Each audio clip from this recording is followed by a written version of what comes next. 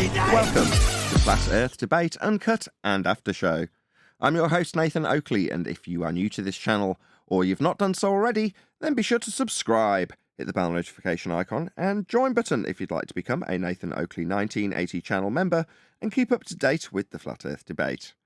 If you would like to support the channel, there is a super chat that runs alongside each of these shows while they premiere, and there's also a PayPal, Patreon, crypto and thanks button in the info box below the video. Speaking of Patreons, I'm going to do a quick shout out to all of you who do support me on Patreon. So a massive shout out of thanks and appreciation to Moon Harvest, Amish Earther, Naughty Thumbnails, Mitch Kennedy, Original D-Rose, Rod, The Name's Burley, Twad Wazzle, Jason Hornsby, Christoph Fournier, Flat Earth Travolta, J Mels24, Yuya Memento, M, Iron26, Endless, Flat Earth Sage, Golden McKinnon, Retro Bill, More Books, Canna Bear, Fibre Oats, Michael Kahn, John Kays, Patrick Gunnels, Banter, Melby Styles, Hairy Blade, Mobile Mac 777, Rob W, Reese Pound, Del West Watson, Maria Nealand, Unbelievable Productions, Blue Ridge Ranger, Abraham Mohammed, Skeptic 936, Life is Short, Texas Mike, Tina Baker, David Wayne Foster, and Dank. So another massive thank you to all of you for supporting me on Patreon. Now I will hand over to whoever is in Discord and Google so you can enjoy their dulcet tones while I set up for today's live show. Yeah, I know Kiwi got banned. And he's not part of the old, like, he's still around. I'm saying of those that aren't around. I don't know. Oh, geez. Is there anybody that's not around? Other than, Go on. huh? Go on. I was just gonna mention Chike passed away. I don't know if you know that. It happened already? Yeah. Really, that fast? Yeah. Yeah. How was the information passed? Well, I'm kind of giving a rumor, so I don't like. I'm not gonna. Oh, well, that we can't go on that. Well, yeah, that's fine. But he ain't around anymore. How do you know that though? Oh yeah, he's not around around places, but Well, death. You ever seen death before, Roger? What? Did you talk to Trike when he came back? Yeah, we talked to him when he came back, and he just left to get on his Did own. you know what he went through? Did you know about Yeah, all he the? had cancers. Right? That's what he said. Was it lung? Yeah, Yeah, same with 10th Man's wife now. Yeah, lung. yeah, lung. Well, good luck.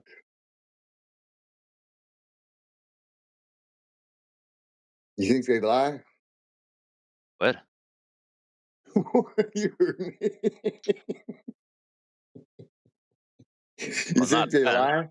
Not Huh? 10th, and I don't think Chucky either. No. Oh, yeah. I'm sorry.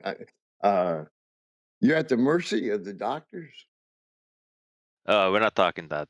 Okay. No, I know. Yeah, we can't. We're not allowed to because of the communists have it. Ed, Steve, just drop it. Yeah, no, I didn't say nothing. What are you talking about?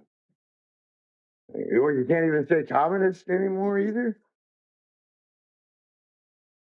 I mean, that communist Had that crap. passed. Was he a Glober, or was he a? No, it's a rumor. So let's not jump on that Yeah, I train. don't. Yeah, there's too many people in here now. I forgot. I thought it was just me. Oh, Yeah, that seems like sorry, I'm not trying to spread anything. Yeah. No, Chikey. We were talking about Chikey. You know him? It's spelled with a TH in the beginning or a T. Are you saying Trikey or Chikey? Oh no. Oh, okay. Who is this? Vaxie? Oh yeah, you know him. Chike. Chike. Yeah, and he's got like the little Ukrainian flag and on his picture, or he did like Chikey boy, or something to that effect. Damn, Lung.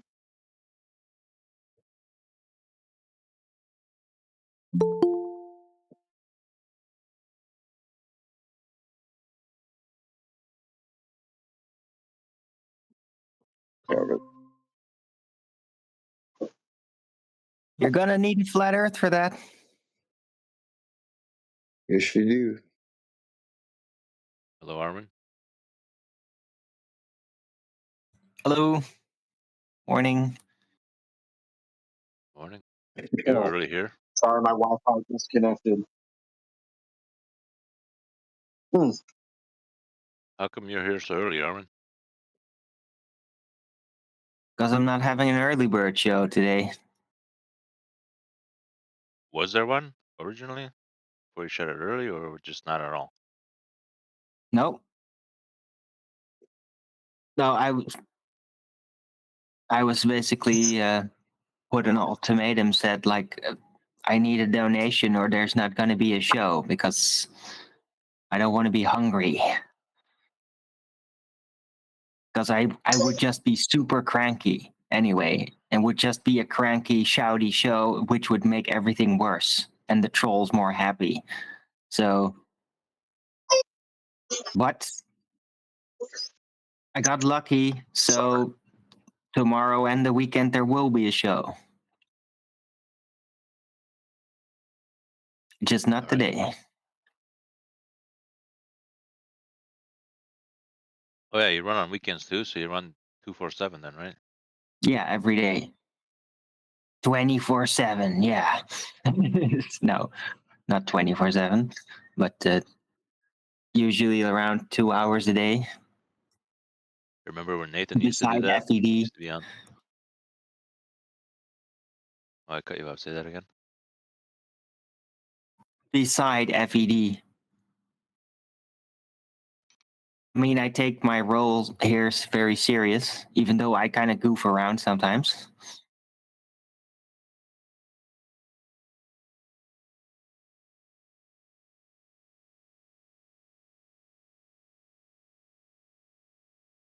That's why there's a pre-show, Armin. Bring that in the That's pre-show, why what? maybe. That's why there's a pre-show. There's a bit more relaxed in the pre-show. So if you Oh, want to goof right, around, you yeah. can in the pre-show.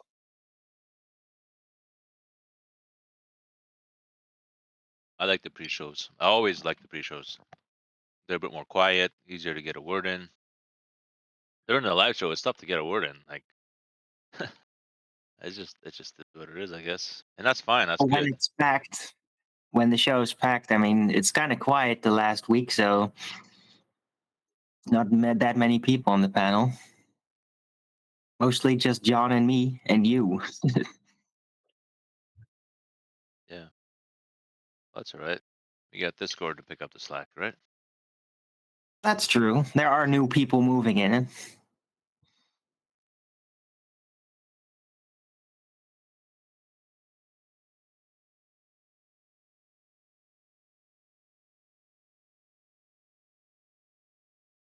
Well, things are always changing.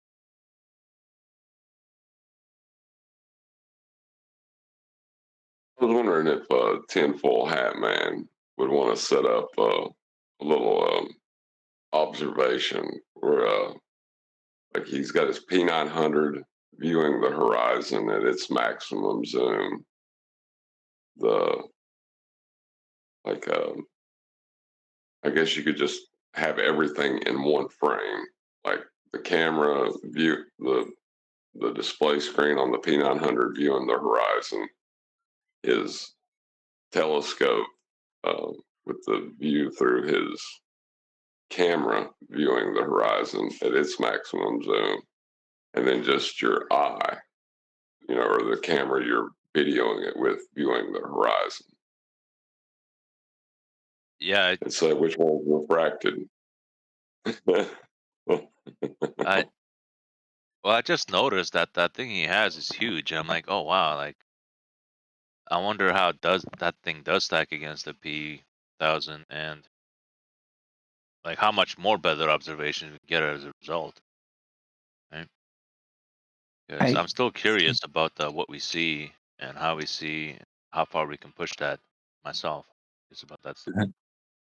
Well, I had this question for the math lovers because I would never be able to figure this out myself. But like, how big would the lens have to be, or like a telescope? How big would it have to be for you to be able to see Ireland from New York? Right? Because it is a resolution limit issue, right? So how big would it have to be? Might be It insane. would never. It would never work because Why not? it would be eaten up in perspective.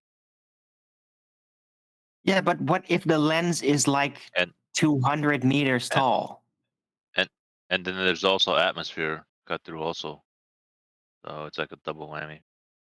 Perspective and Well, atmosphere. yeah, Well, there might be some And blurring up, but like, you know, technically, there's no And the limited atmospheric angle. distortion. How big would the lens have to be for you to be able to still see Ireland from New York? I mean, that's kind of a basic math question. I'm It's not been asking for, it's like, been oh, can we estimated that technically do it? It's just mathematically, how big would it have to be? Sorry to interrupt. Hold on, we got Sorry somebody to that knows interrupt. the answer.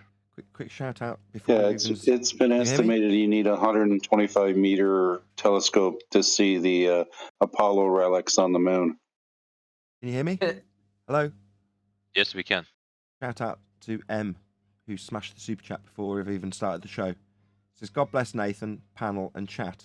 Subscribe, smash the super chat, and share the show. Thank you, M.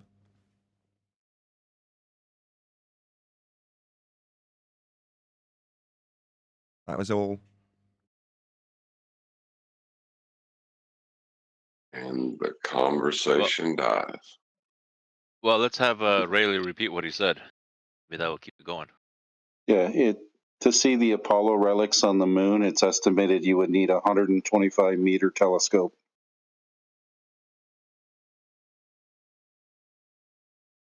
Okay, so that's their Yeah, math but summary. Yeah, so that'd be like 340 feet. No, it'd be more than that. 125 meters. How big are how big are like observatory telescopes? Like the glass mirror in the back. Like what's the diameter of that? most I know it's not most 100. most telescopes are less than 30 meters. Hmm.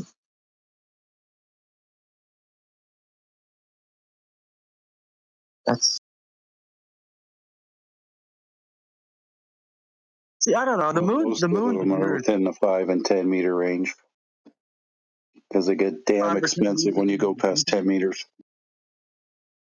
Yeah, I was just looking at a telescope the other day. It was it looked like it was like 24 inches in diameter, like the mirror in the back, and it was like 15 grand. So I can only imagine. Yeah, 14-inch Celestron is like 10 grand. Yeah, I don't think this one was a Celestron. It was a no. You know what? It may have been a Celestron or a Mead, but it was it was a Newtonian, but it didn't have tubes. It just had like little like crossing bars going around, and it was all like see through in the middle. Yeah, those only work at night. Yeah, but that's still technically it's still a Newtonian though, right? Yeah. Yeah, Well, yeah, with the mirror in the back, and then you're looking at the. so you need like a Schmidt Castle-Grain style to use it during the daytime. I have a Newtonian right now, which is fine. It's good, but it's like I'll look at images from because when I got mine, it was on sale. It was like 75% off on Amazon, just randomly one day. So I had to buy it because it only came out to like $180. Which I mean, so it's not the best in the world, but it was good for me to practice with the what's the new I'm trying to think of what the stand is called. It's slipping my mind. But it's got like the knobs on it. But anyway, it doesn't matter. Like when I look at really expensive telescopes, I'm looking at the images and videos that they're posting and seeing. I'm like, what they're seeing doesn't justify for me spending that much more money on something when I could already see pretty much basically the same thing. At 20% cheaper. So I don't know.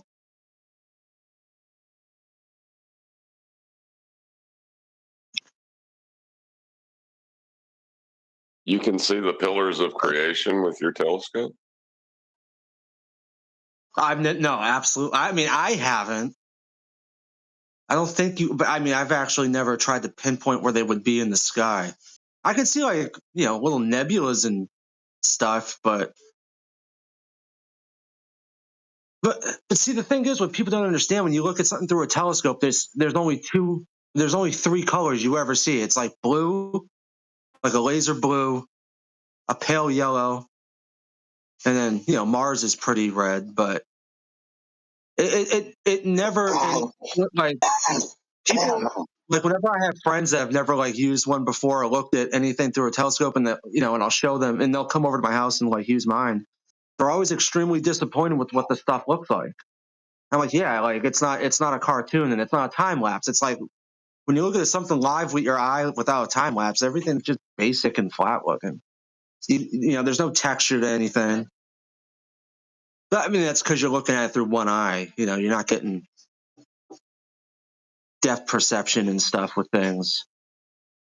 Right. Have you ever seen the view through Lucifer? Has anyone ever seen any of the views through Lucifer? I would like to. Is that even real? Like, Yeah, it's the church's telescope. Believe yeah, it or but not. is it actually just an actual telescope, or did they do something weird with it? Is it more like oh look, we can see beyond, and they just made it up digitally or something?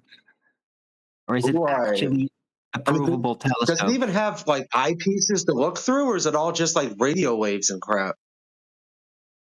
Yeah, No, exactly. Like, does it even have glass that you like put your eye up to and look through and see with like a mirror? I don't know. Yeah, you put up both eyes to the viewing lenses. Oh, it's the big binocular like one. Okay. Yeah, that's what I was saying. I wonder if that affects your view. And I mean, not that it matters, but See, I wonder why they don't put like, because as long as you get the two same eyepieces and you put them like you should be able to split it to where you can get the image coming through two eyepieces in any telescope. I would think. I don't see why no one's ever does that, or maybe someone did it and it was crap. I don't know.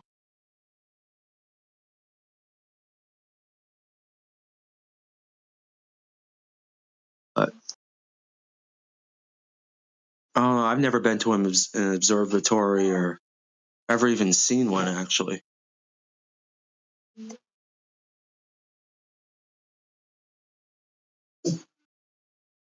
You haven't? It's really boring.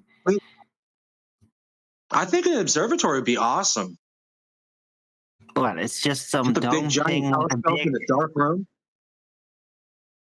Yeah. So it's still just a telescope. Yeah, but Just I a don't know. I big kind of geek out with telescope. stuff like that now that I've been using one and seeing things with it. Like I've tracked those little satellites, or what people think are satellites, and I've seen what's that thing that Elon Musk has, but it's like a big strip of dots that go across the sky. That's interesting to look at. Oh, little babies bent out of shape. Sorry, hold on.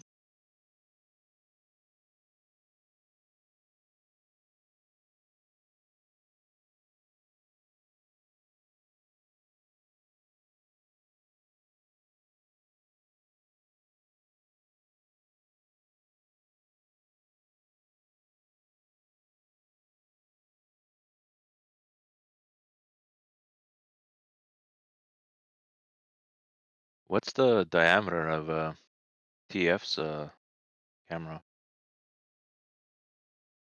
TFHM.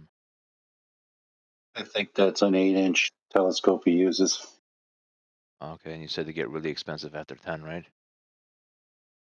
Yeah, the bigger you go, the more you pay.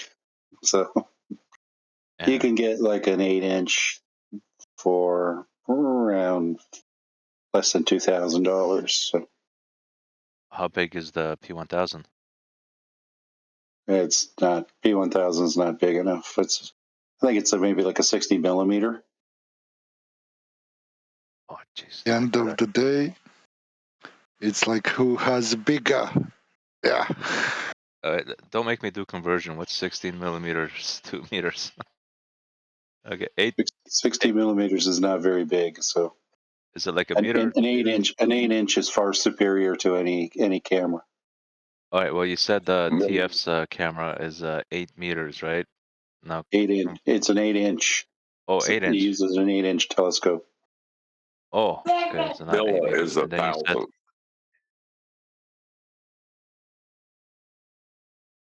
so 8 inch. And then you said the P1000 was 16 inch, so that means it's bigger. How does that? Is that it? Is that right? P1000 is maybe like a 60 millimeter lens. It's tiny. Oh, okay. Well, give it to me in inches. I want it in the same thing. I don't want. I don't know what it is in inches. So Jeez. All right. Let me it's like convert two and something inches. 16 inches Well, to 2.5, right? 2.2 feet divided by 1,000, right? Because a millimeter is 1,000th of a meter. If that helps you think of it or imagine it. 16 inches to milli. I got Google. Why do I have to do the math in my head? Because All right. 50 millimeters is 2 inches, and you got 10 centimeters more, which is like less than half an inch. So it's like 2.3 inches or something. All right. How about this? How much bigger is his camera than the P1000? Lens wise. So he's using an 8 inch, right? So that's 8 times 25, then millimeters. So it's like 200 millimeters. So how many times bigger is it? It's multiple times bigger because you have to do pi r squared. Oh boy. Because the difference between 2 and 8 is not 4. It's when you're doing circles and pi r squared. It's Well, the difference between 2 squared and 8 squared, right? So the difference between 4 and 64. well, give me a guess. Yeah, How that's much a bigger? nonlinear relationship between It's at those least as 30 well. times better, 30 times better? 30 times bigger in size What? than surface area. Oh, that is And huge. that doesn't just translate to you're seeing 30 times further either, because it's a Right. nonlinear relationship as the lens goes as well. Yeah, I just want to get a sense of how big the lens is. Yeah, and you're right, refracted.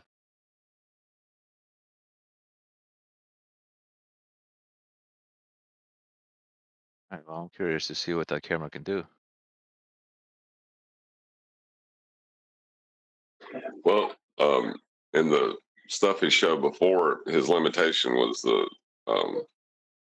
foam, because he was attaching it to it, was stopping it from reaching its maximum range. Like it was butting up against as it, wants to separate the lenses. So, yeah, I don't know. Hello. Good afternoon. Remember those days when ballers would actually get in the Discord, get in the hassle, get kicked out, and then rejoin with the sock account? I mean, that's a while ago now since that happened last. Yeah, it is. It's a throwback. I've got to be honest, but that's okay. I don't mind doing things for the sake of tradition. And we do occasionally have new people, like Tinfoil Hat Man, who come into the G Plus server. You might try and disobey those rules.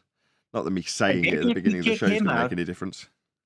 Maybe if we kick him out, he'll make a sock account. I don't think so. I think he'd just be very put out.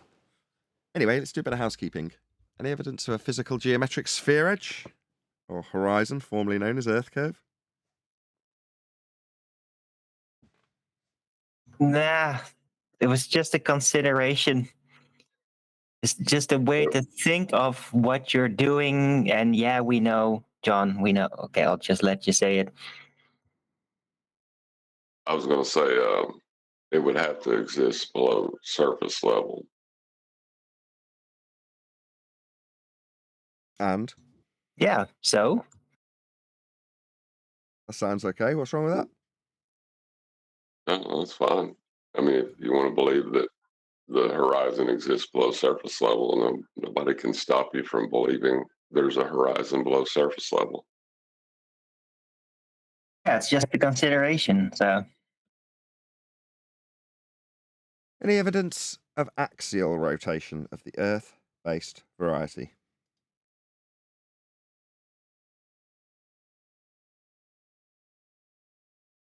What do Well, they like- say about it these days? Are they still invoking Globiolus, or? Depends on what level you're arguing.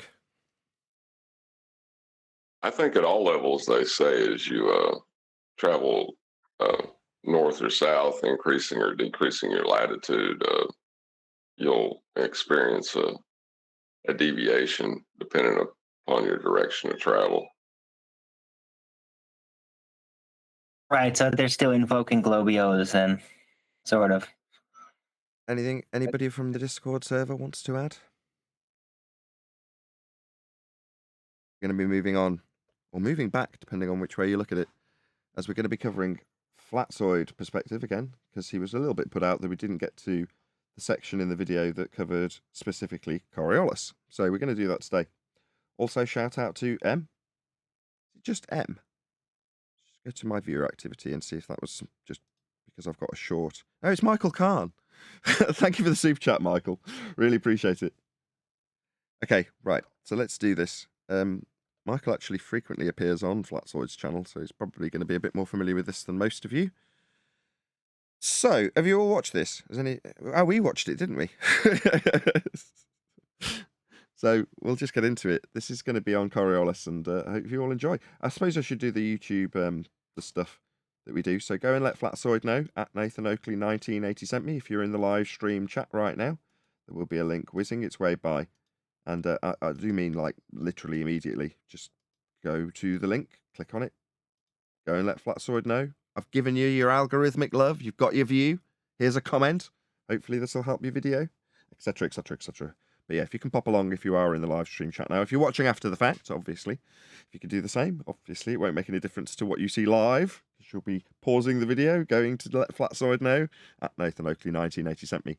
I may as well point out the point of this, which is to say, if someone was to return the algorithmic love to us by making a response for us, we'd hope they'd do the same for us, which is put a video link to us in their video, so that we receive some algorithmic love where YouTube offer us none.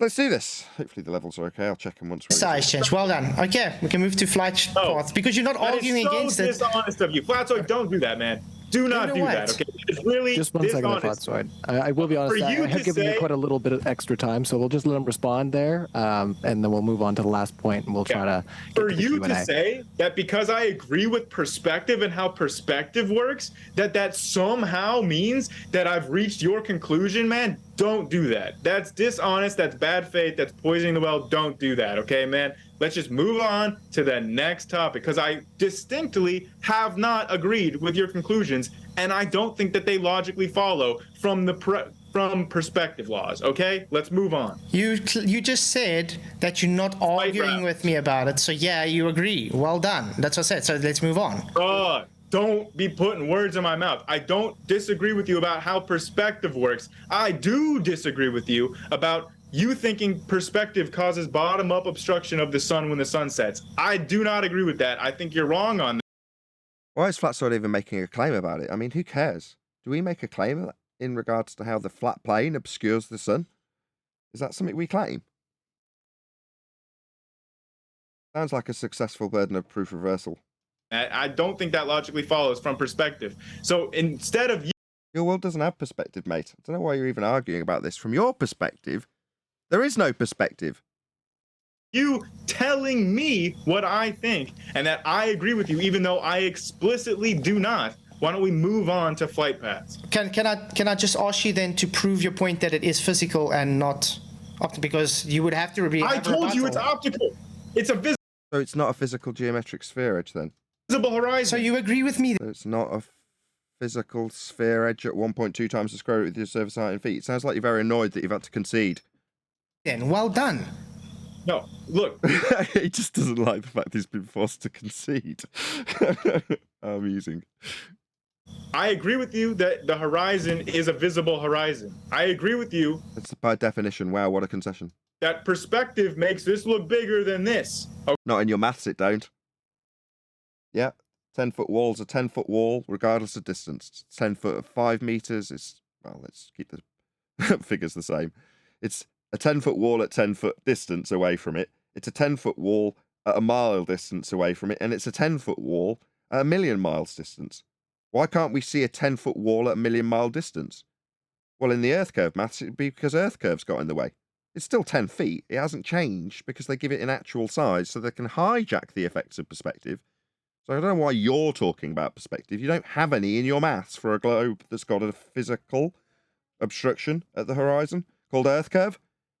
It's just optical, then it's not a hill getting in the way, is it? Okay, we agree on those two things. Don't try to then say I agree with you on things that are not those two things.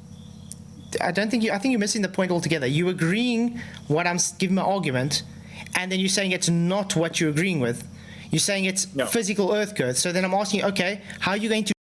Come on, Flatside. You said this was going to be about Coriolis effect. I've got your timestamp, 125.55. We're now at 127.16. Demonstrate that it is physical Earth curve and not the optical effect you agreed with me on. That's all I'm asking. How are you going to do that? Because we can account for optical effects. We know how. No, you can't. They're not in your maths, Dumbo. How optics work. Really? No, they're not in your maths. Your target does not change in physical size because it's given in meters or feet. That don't change with distance. Yeah, and you claiming it to be opposite to what the optics is showing with demonstration. Oh. All right, No. I think we're going in circles here on this Let's one, move guys. to the next one. Yeah, I've been trying to move on to the flight routes. Let's try to move on to the last point, and then we'll get into that Q&A, everybody. So 5 minutes on the clock, and I'll go back to my silent modding here. Cool. Okay, flight routes. First of all, when you know how the equidistant Gleason's map worked, the one you presented with the flight routes. Okay, I said I don't care what map you want to use. Use any map you want. Well, let's just say that's the one you used, okay? That's the one you presented. Do you know it's only a longitudinal and time map? It's not made specific for distances. So Use it's a straw any man. kind of No. map So it's a straw man to use it and claim distances and based on Use the map. What flat Earth map? Okay. Yeah, I would agree. It's just a straw man. Unless Flatsoid specifically held that up and claimed it and then claimed that you can prove flat Earth with the flight times on it. It's just a straw man. Do you want me to use? What flat Earth map do you want me to use to stack up in false dichotomy and straw man you with? If he's got a flat Earth map to claim, he'll claim it. What do you want to use? Use what he said. Try that. I know what would mess him up. Say the celestial sphere. I want to use that flat Earth model to account for distances. All maps are flat, dude. Which one do you want me to use? It doesn't really matter because at the end of the because the conclusion's the same. No matter what map you use, the conclusion. Yeah, you're going to need a flat Earth regardless.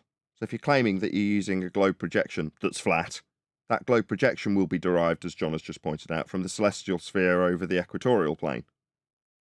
So it doesn't matter which map you're using, they all reference a flat plane without exception. It's the same. No, you presented a straw man based on a map that is not made for what you're presenting. So show me the map that works. Show me the map that works. Why? Is he making a claim that involves mapping? Is Flatsoid making a claim that involves mapping? Anybody? Anybody know? If he is, why is he? No, it's not. He's trying to make him take up the position of a claim so that he can hold up the celestial sphere, get his distances, and debunk the claim he's put on Flatsoid. How about that? A map does nothing other than show a a point of position. That's it. Show me the map that's based on distance. What map is... There's no map based on distance. A map is... I can show you one. It's called the globe, and it works. A globe's not a map.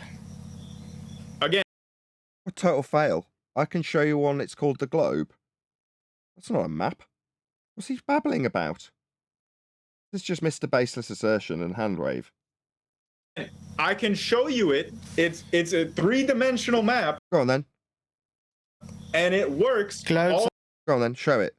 Just telling us that it's a 3-dimensional map that works. All right, that's really useful. All the Not distances maps. are as they're measured. Globes are not maps. Maps are I don't care if you want to play it in two-dimensional. the semantics. Whatever you. What, semantics, words and their meanings and stuff?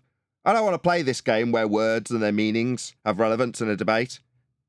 This dick does not know what the word semantics means, clearly. Because semantics means words and their meanings. I don't care that we're debating about a map, because the definition of map doesn't meet what I've thrown at you without showing you, which is I've got a 3-dimensional globe, quote, map, that just works. All right, number 1, let's see it. Number 2, it ain't a map. You want to call it, man. I can Not a map? show you the globe and all Can you? Go on then. Let's see it. You said it twice. Let's see it. Does he show it at any point, or is he a liar? Does he show the map called the globe that isn't a map at any point? distances I can work show with you the a flight cube. time. Does that make it reality? If all the flight times distances work on that cube, I'll listen to you. Well, do they work on your globe that you haven't shown? Are we going to see it? If we do, No, he's gonna. go on. He's getting ready to pull out the celestial sphere trick, where he uses a celestial sphere to account for distances, and then says Okay. that's the globe. So, can You you want- show that they all work on a cube? Okay, first of all, I can... He didn't claim a cube. Do you just need to stack up a false dichotomy straw man with your opponent? Is that your only trick? Are you a one-trick fallacy pony? debunk you saying it's a globe because of flight times, because you're ignoring your Coriolis claim of Earth spinning underneath it. How's that? No, you're ignoring conservation of momentum. That's not. Oh, hold on. The claim's been put to you that your flight times ignored the claim that Earth should turn underneath. And he's telling Flatzoid that he's ignoring conservation of momentum. Sorry, that's not what he put to you. He put to you Coriolis. You've put back to him conservation of momentum. Those are two different things. See if Flatzoid catches it. Not how that works. Conservation of momentum would be cancelled out if you go the opposite direction, mate. No. Now, why are you arguing about what or wouldn't be cancelled out, Flatzoid? Okay. In order to assert that you've got an axis, you need a flat plane. So for him to derive mathematics of axial rotation, he needs a flat plane in the first instance, so he can be 90 degrees to that plane for his axis. Now, that 90 degree to the plane will be the celestial sphere model. That will be the equatorial plane with an axis running at the centre at Polaris, with the arc of a tool that you would use to measure the stars representing the ground of the Earth as a sphere. That's what it'll actually do. So at this stage, while it might be fun to argue about Coriolis effect and what Globiolus may or may not do with conservation of angular or linear momentum, depending on what kind of dick you're talking to, because they won't know the difference. Nevertheless, he will need a flat plane for his axis. That is all that matters in 2023. Axis, you say? Tell me how you derive your axis mathematically. What's that? You need a flat plane to do it? Game over. You've used a flat plane, mathematically, to derive this bullshit reification of an axis, to then have it rotating. Anybody got anything to add on that? Yes. Your momentum is conserved in either case. Is your air velcroed to Earth? No. Then you can't claim conservation of momentum. Coriolis is specifically... You don't need to point out why he can't claim it. It's not the claim, Flatzoid. Don't tell him you can't throw back at me a non-claim that I've put to you. I, Flatzoid in this example, put to you Coriolis. Oh, Coriolis, you say? I will ignore your Coriolis and raise you conservation of angular momentum. Response from Flatzoid. Should be. That's not Coriolis. Did you not hear me? What you want to argue about, what you need to argue about, conservation of angular momentum? Oh, really? That's not Coriolis, though, is it? Globe claims Coriolis. You and your reference frames have been ruined. Yeah. As a result, again. he's got to tell Flatzoid what he claims about Coriolis, and it's not his claim. Flatzoid won. He started with the winning point and then went on to debate. Your claim of planes ignores the globe's claim of Coriolis, which would have Earth turning underneath. Any response to that statement of fact should be shut down instantly by Flatzoid. What about conservation of angular momentum? That's not Coriolis deflection at 15 degrees an hour observed from the ground as we turn underneath things like aeroplanes that you're ignoring. That's non sequitur to my point. My point is a statement of fact. Earth isn't turning under aeroplanes to give you 15 degrees an hour deviation as the globe claims will have. It doesn't happen under planes. State it again. Don't argue with him about his claim. You've put Coriolis, that's a globe claim, that's supposed to happen. It don't happen under his planes. Just keep telling him over and over again. Don't debate about what he says should or shouldn't happen. What is he? The weatherman? Does he know about conservation of angular momentum? No. It's not the claim. It's not what's being debated about. It's being debated that we have Coriolis effect because that's the globe's claim. It doesn't happen under his planes. You've already won, Flatzoid. Why are you now debating with him? You made a statement of fact, mate. Stick by it. Coriolis is specifically I'm still talking. Coriolis. We'll give him 15 seconds and we'll give it back to you because we're almost out of time here. Coriolis is specifically a two reference framed effect. You got an inertial reference frame and a non-inertial reference frame. The Earth would be the non-inertial reference frame where you standing and observing. You're making a 2018-19 mistake here, Flatzoid. Explaining to him what Coriolis effect is and what should happen. You're putting yourself in the position where you're the claimant of what should happen with Coriolis on a turning reference frame of a ball Earth. You know, you don't need to do this. Now, I appreciate that you understand it and you're under pressure to get it in 15 seconds for some reason. Nevertheless, it is not your claim. Why are you detailing what the globe says should happen? It's not your responsibility. If he doesn't understand it and he's trying to claim it, then you can point out where he doesn't understand it and how he doesn't have a claim to make. But as for putting his claim back to him, which he clearly doesn't understand, he's already responded with conservation of angular momentum, meaning he doesn't understand what Coriolis effect is. So you're onto illusory automatically, because you're wrestling with pigs in the dirt. You're going to get dirty here.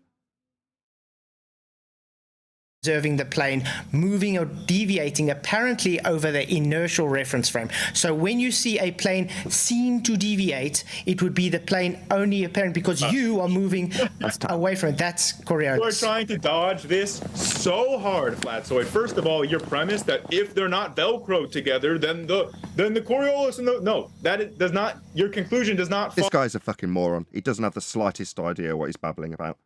Follow from your premises, okay? Velcro is irrelevant. They're bound. His mind can only focus on the most basic of the premise that's been put to him by Flatzoid. Complex, beyond even Flatzoid, if you ask my humble opinion. He definitely doesn't understand it, but he does understand Velcro. Yes, an analogy, mate. Together by forces that are measurable, okay? Get that through your head. You think that unbonded gases are held together by forces that are measurable? You are a moron. No, they are not. Fundamentally, they are unbonded. So to say that they're held together, what the unbonded gases are held together by forces, you're a clown. Yeah? You have no idea what Coriolis is and you have no idea what gas behavior is. To say that gas is held together full stop is utterly absurd. It defies its very nature of being unbonded! Cretin, idiot, moron, globe believer. Right? Yeah? Yeah, John. I would like to hear what he thinks Coriolis is, though. But let's not dodge the topic here. Do not dodge the topic. I can show you on a globe all the distances that match with the flight routes that me, you, and everyone listening can verify for themselves. Flatzoid's already overcome this. He just needs to take or regain, as the case may be, the win. Earth isn't turning underneath the aeroplanes. Therefore, there's no Coriolis effect. Say it again. And then, but to his argument he just put forward, which was the initial argument, was those distances were derived from a flat plane celestial sphere model, not from a globe. Yep, absolutely. Should be pointing this out. Just say hello to Chocolate. Everybody say hello, Chocolate. Hello, Chocolate. Good morning, guys. Morning. Yo, welcome back.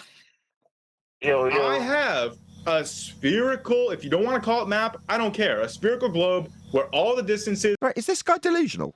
He keeps holding up his hands and saying, I have a spherical map. No, you have absolutely nothing between your hands. Are you mental? Do you think that by saying, I have, and then holding your hands thusly, that means you have it? I have a beautiful naked lady. No, it's just me holding my hands. There's nothing really there. Do you see how that works, Dumbo? Just saying I have a spherical map might work on your average bonehead glober. Yeah, it does, yeah. It's like magic. He says he's got it, and it's like it's just there. We can all imagine that you've got it. We don't work at that level, Dumbo. If you say you've got something, okay, show it. Is match the flight routes. What, the one that you didn't show matches the flight routes? Wow, I'm so amazed. What do you have? I have this beautiful naked lady. What are you babbling about? Flatso, just hold up your hands and say, I have a fully functioning... We don't even need to do that. Just offer him the celestial sphere over the equatorial plane and be done with it. As John pointed out, I won't take credit. That shows that it's even possible on any... Did it? It just looked like your hands. It didn't look like it showed anything being possible. Oh, is it just me? Maybe it's me that's delusional. Maybe I should have been seeing the Emperor's New Clothes when he held his hands up. Flat map. Sorry, your whole premise was the times it took to go across that distance. So now you're trying to move across to another argument, which is dishonest because you're talking about the times. So I'm literally debunking your time argument by saying Coriolis. Are you taking Coriolis into account or not? Bruh, I'm literally showing the flight times that are given by... Yeah, that's what I suggested he did, and he did it. Credit to you, Flatsoid. Unfortunately, Dunning-Kruger here doesn't understand what's been put to him. What's been put to him is, do you understand that Earth is claimed to turn underneath at 15 degrees an hour? That would totally destroy the flight times you are claiming on this map, regardless of the map. You haven't shown one, you've held your hands in the air. Nevertheless, are you, with your imaginary map that you held your hands in the air with, taking into account the fact the globe claims Coriolis? That's a 15 degrees an hour deviation observable from the non-inertial reference frame that you say is a turning Earth. Are we taking that into account? Yes or no, Dumbo? The problem is, he's too thick to understand the question. He doesn't understand the context. He doesn't understand what's being put to him. He doesn't understand what Coriolis is. So how's he going to answer it? The answer is, we'll get a barrage of Dunning-Kruger nonsense. That's what we'll get now. 4 different companies that anyone can verify themselves. They match with what they should be when we look at them on a globe. Do they, or you, take Coriolis deflection into account? Are you slow? Did you not hear the question? It's been repeated twice. You're just thick, mate. Like very, very stupid. With Coriolis or without? Dodging it. Yeah, see? He's saying, does it have Coriolis or not? Third repetition, mate. Too dumb to understand? Yeah? Too dumb to admit he doesn't know what Coriolis really is. With that Coriolis? was my original argument. This is the 4th repetition. How many repetitions you going to need of this, Dumbo? He's asking you if it's got Coriolis accounted for in it or not. I've stuck on that argument. You need to address... He has, 4 times. Do you or do you not account for the 15 degrees an hour observable deviation from the ground if you're turning? That's what he's asking. He's asked 4 times. And you're telling him he needs to address what you asked. Yeah, you're talking about flights. the trajectory of planes over the land. It is claimed the globe turns at 15 degrees an hour underneath them to cause a deflection called Coriolis. 4 times, Dumbo. What's the mod doing? In modern day debates? You're a retard, debate moderator. You're not picking up on the fact that the flat earthers asked him 4 times in rebuttal about Earth turning underneath his planes, he's claiming. No. The modern day debate guy is also a retard and hasn't got the slightest clue what's being debated about here. Otherwise he'd interject and say, excuse me, Dumbo Dunning-Kruger, he's asked you 4 times in rebuttal. Is your claim including the Coriolis deflection at 15 degrees an hour? And you're telling him he needs to give you a response? He's giving it, you stupid idiot. That's how that can be possible on a flat Earth. Sorry, what? So take your crap claim and just immediately flip the burden. How's that possible on a flat Earth? What, your claim you haven't demonstrated has been responded to with a question about Coriolis? How's that work on a flat Earth? You are useless. Useless. Go on, John. He derived the distances using the celestial sphere, flat plane model, and then he turns around and says these are the distances on a globe. Where do you get your distances from? After I use the flat plane. Like, what? It's that old trick of, distances work, therefore a globe. that what we're doing this time? Yes. Yeah, but the distances don't work that way. They work on using a celestial sphere, not a globe. Does he know that, though? No. That's the point. We've only really come to this conclusion in the last 12 months, and now all roads point to a flat Earth. So there's a good chance the answer to that question, Chocolate, is no. How are those flight times possible? With Coriolis or without Coriolis? That's 5 times he's asked. Those flight times. Yeah, absolutely correct. 5 times he's asked the same question in response to your claim about what planes will or will not do. Are we accounting for Earth turning underneath, or are we not? I don't know. Do you have... You don't know? Well, Earth claims there's 15 degrees an hour deviation of things not attached to the non-inertial turning reference frame. That would be to say that Earth would be turning underneath these planes if that was true, and it is not. But you don't know what Coriolis is, do you, Dumbo? You think Coriolis is the conservation of momentum. Because you're a retard. That's not Coriolis. The deflection induced by a non-inertial turning reference frame. Go ahead, whoever that is. I'm sorry. You would think the answer would be, well, of course it's Coriolis. That's the claim, right? You would think it would just come out very easily. Like, hey, yeah, there's Coriolis. Yeah, it's accounted for because, yeah, that's my claim. Why does Flatoid have to ask him 5 times for this shit? Because he doesn't know what it is. Because if he says yes, he probably appreciates that the globe has got a claim of Coriolis. But if he says, oh, absolutely, then he's got to defend it. And he doesn't know what it is, does he? That's patently obvious. Yeah, it's obvious. Coriolis on your flat Earth? No, because it doesn't. Whenever he doesn't know what something is, he attempts to flip the burden. Doesn't move. So then without Coriolis, then... Why would a non-inertial turning reference frame have anything to do with the flat Earth? Just, again, an admirable demonstration that he doesn't know what it is and thinks it can have the burden flipped onto the flat earther. You're as dumb as Simon Dan. Like, very stupid. What, my reference frames? What, Flatzoid's reference frames? How will they work on a flat Earth? Sorry, did he claim that we're turning? Are you stupid?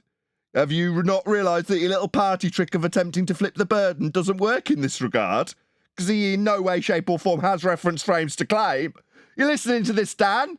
A man as stupid as you are, Simon Dan! You're not alone in your stupidity.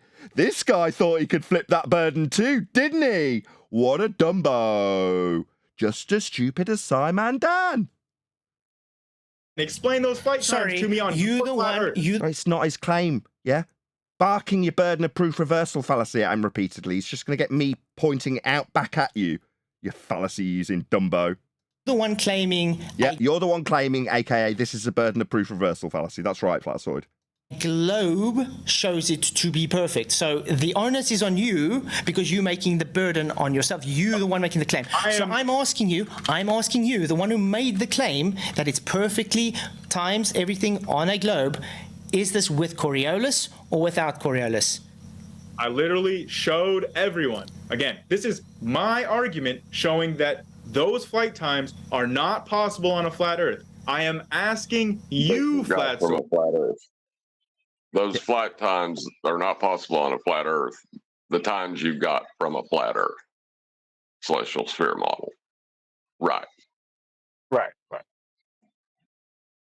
To show me how those flight times, which are everyone can observe to be the case, show me how that reality of those flight times can be possible on any flat Earth. Easy.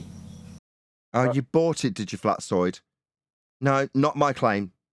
That's what you respond. I'm not claiming this. Wait. The flight times that actually work the opposite way?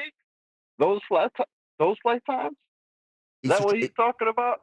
Yeah, you say they work the opposite way, but that it would be in reference to the duration versus the rotation, right, Chocolate? That's what you're referring to when you say opposite way? Yeah.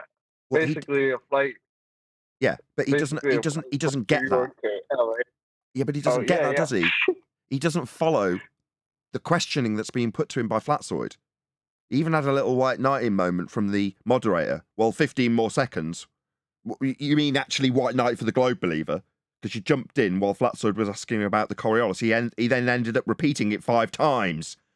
What was the 15 seconds about? What was that moderation interruption about? Just need your face on camera to make it aware to the audience that you're actually there doing something. Because there was no 15 seconds. There was no nothing from you. But what we have had is 5 repetitions of a question in response to his claimed proofsy with a held-up non-map that he hasn't shown for flight times working on a non-map that he hasn't shown, that, as we've pointed out, is derived from the celestial sphere model. That would be the equatorial flat plane. That's where it will be derived from. That's how it'll work. That isn't a globe. It isn't your non-globe that you didn't show when you held up your hands and imagined a naked lady. Oh, my bad. That was my analogy. Look it up, Dumbo. It's called flight dynamics. If you look at the flight dynamics, the plane needs a... Why have you bitten on this? Not my claim. That's the only word you need to use, Flatsoid. Not my claim. Stationary, non-rotating Earth to function. Yeah. Flight dynamics. You're just going to hand wave it all away and just say flight You just asked me, so I literally just told you. Because of flight dynamics, the Earth has to not be rotating. It has to be stationary and has to be flying over a plane. That's how it works. You made the claim. Listen, you made a claim that your Earth, your globe Earth, shows it to be perfect. So your burden is on you because you made that claim. So you have to come and show me where on your globe it has those perfect times, either with Coriolis or not, because the Earth would be spinning under your globe model, which would show different time flights, because if you fly the opposite way, it would be totally different. Why is he rumpusing him? He's making the conclusion. He asked you to explain it 5 times. You've rumpused him and ignored him. You've told him he needs to give you a response on the 4th repetition of the response that challenges your claim about flight times and how Earth turning underneath would affect that. Now he's explaining it. Now, this retard simply doesn't understand what Coriolis is and detects that he's going to have someone more knowledgeable explain it and how it won't work. So he feels he needs to interrupt. Now, where the hell is the moderator? What about this interjection for 15 seconds? It's the 6th repetition, followed by a conclusion, I might add. He's been given 5 opportunities to give a response. He hasn't given it, and now he's interjecting. Moderation much? Different. It doesn't. Shut him up, moderator. Who's this channel? What's the channel? Modern Day Debates. Useless prick. Useless. The guy can't shut his stupid mouth, and you're doing nothing about it whatsoever. Shut him up. Tell him. Nope. Oi. Shut up. Nope. Like I'm going to tell Arwin to, if he doesn't shut up. Arwin, middle of making a point about people shutting up while others are making points. Thank you for the interjection. Please, can you be quiet for a moment till I'm finished? That's all it needs. And if Arwin doesn't, obviously further words are needed. Where's the moderation? What's the point of him even being there? It's So he can get, what, praise for saying he'll give 15 seconds and then not saying anything for 3.5 minutes when there's 5 repetitions of the same question put in rebuttal? Yeah, the moderator can't keep up. The moderator doesn't know what he's doing either. This guy is an arsehole. The conclusion's coming, arsehole, to your failure with respect to your understanding of Coriolis. You just have to sit there, shut up and listen to it. Not interrupt over the top of the conclusion like a prick who doesn't understand what Coriolis is and feels the need to constantly interrupt without any interjection from the moderator whatsoever. Pricks. Because of the conservation of momentum... Sorry, that's not Coriolis, you stupid retard. You feel we need the non sequitur in the middle of the conclusion about something that isn't Coriolis? When the planes take off, they don't just suddenly lose all the momentum that they have. Idiot. Coriolis effect is only ever detailed from the ground. What you're launching into about what the planes will do, it's an observation from the ground of them not actually drifting if it happens.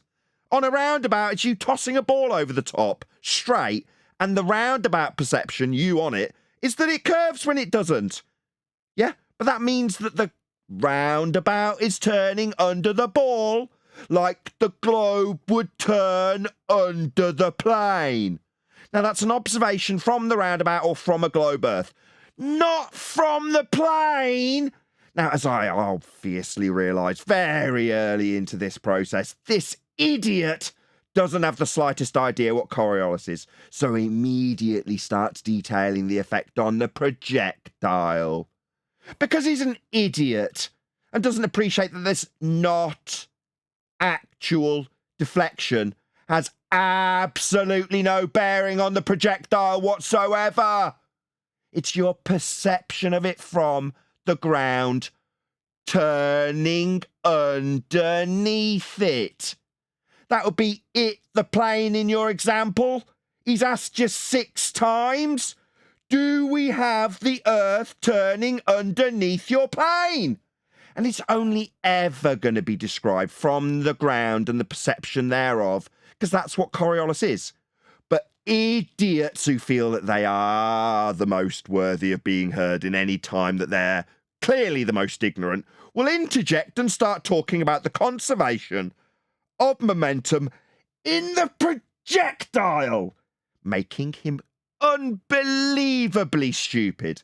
Like, retard levels so low, he definitely should not be on this show discussing this subject. Just put your hands in the air, Dumbo, and say, actually, I don't really understand what Coriolis is, rather than launching into an effect that's only going to be described by you in the projectile. Oh, Wolfie. Hey, Wolfie. Has he got a Coriolis button in his plane like you had? Yeah, you're just as dumb as Wolfie 6020, who also was under the misapprehension that Coriolis could be accounted for in a plane. Like the projectile's got anything to do with this perceived effect the globe claims from the ground. So, Wolfie, you and this guy have something in common too, don't you, idiots? You both seem to think that Coriolis can be described from your little aeroplane, or with your little example like this guy's holding up in imaginary land, like a naked lady that he fantasises about. No, my friend, you're not holding up planes. And you don't understand that the projectile's got nothing to do with Coriolis because you don't know what Coriolis is. I identified it about 15 minutes ago. Nothing's changed. And now you're going to launch into what a projectile does because you're as dumb as Wolfie. Also a complete idiot who I enjoy humiliating on a regular basis for his abject stupidity when it comes to this effect that Wolfie doesn't understand either. So maybe you feel there's no shame because also a pilot doesn't get it. You hear me, Wolfie? That's right, son. You don't understand. Too dumb to get it, feeling that projectiles are going to have something to do with this when it's a not actual deflection observed from the ground. Okay, idiots? So let's listen to this abject buffoon with all that in tow babble on about what the projectile's going to do because he's a total retard and definitely does not know what Coriolis is. Let's hear his nonsense waffle for a little bit. Had when they were on top of the spinning Straw Earth. man. That's not how physics works. So yes, the flight times are accounting for the Coriolis effect. It is taken into account in the model. I showed it. I'm asking you. So, Dumbo, the planes take account of the not actual deflection observed from the ground, do they? Oh, it's nice that we've got a little skit lined up for this. Thanks, Wolfie. Thanks to you, got a nice little skit, haven't we? Ground control to Major Clown Show. We have a man observing you from a non-inertial turning roundabout. Please make micro adjustments immediately. Hello, ground control, this is Wolfie. Absolutely, I got my Coriolis button right here. I tell the fly earthers about it all the time. Ground control to Major Clown Show. We were just having you on, mate. There is no deflection. Even if there was, we'd only be observing it from the ground. You don't understand this stuff, do you, at a clown show? Nah. Wolfie! Hello! Feel better. You're as dumb as this guy. The planes have accounted for not actual deflection, have they, Dumbo? No. You need to learn what Coriolis is. Otherwise, someone like me is going to sit in their chair telling you you're stupid with an exemplary understanding of Coriolis, unlike Wolfie. Yeah, Wolfie? They account for it in the plane. No, they don't, Dumbo. Definitely not. Maybe look into it. Maybe Google it. So you can read 15 paragraphs of globe Earth related garbage in Wiki, and then glance to the right-hand side of that entry where it shows you exactly what Coriolis is, with a ball moving straight and seeming to curve as you watch it from a roundabout. Very easy when you know how, unlike this Dumbo. Oh, but Nathan, didn't he just say that flight times do actually deviate? Yeah. Because of the spin of the Earth. So first he argues that there isn't any, but now there is. So does he even know that he's double speaking at this point? He thinks there's something to do with the projectile in this effect. Coriolis is the not actual deflection of the projectile. Did you hear that bit, mate? You're detailing the deflection of the projectile now and how it'll conserve momentum and shit. Not actual deflection. That means it's travelling straight and does not deviate. Ball travels over roundabout in a straight line, but because you are on a non-inertial turning reference frame, that's the roundabout, the ball looks like it curves. That is Coriolis. Now, why would this guy be telling us about how the ball conserves anything when you're talking about it not deflecting and looking like it deflects from a roundabout? It's because he doesn't understand what he's talking about, just like Wolfie didn't, Arwen.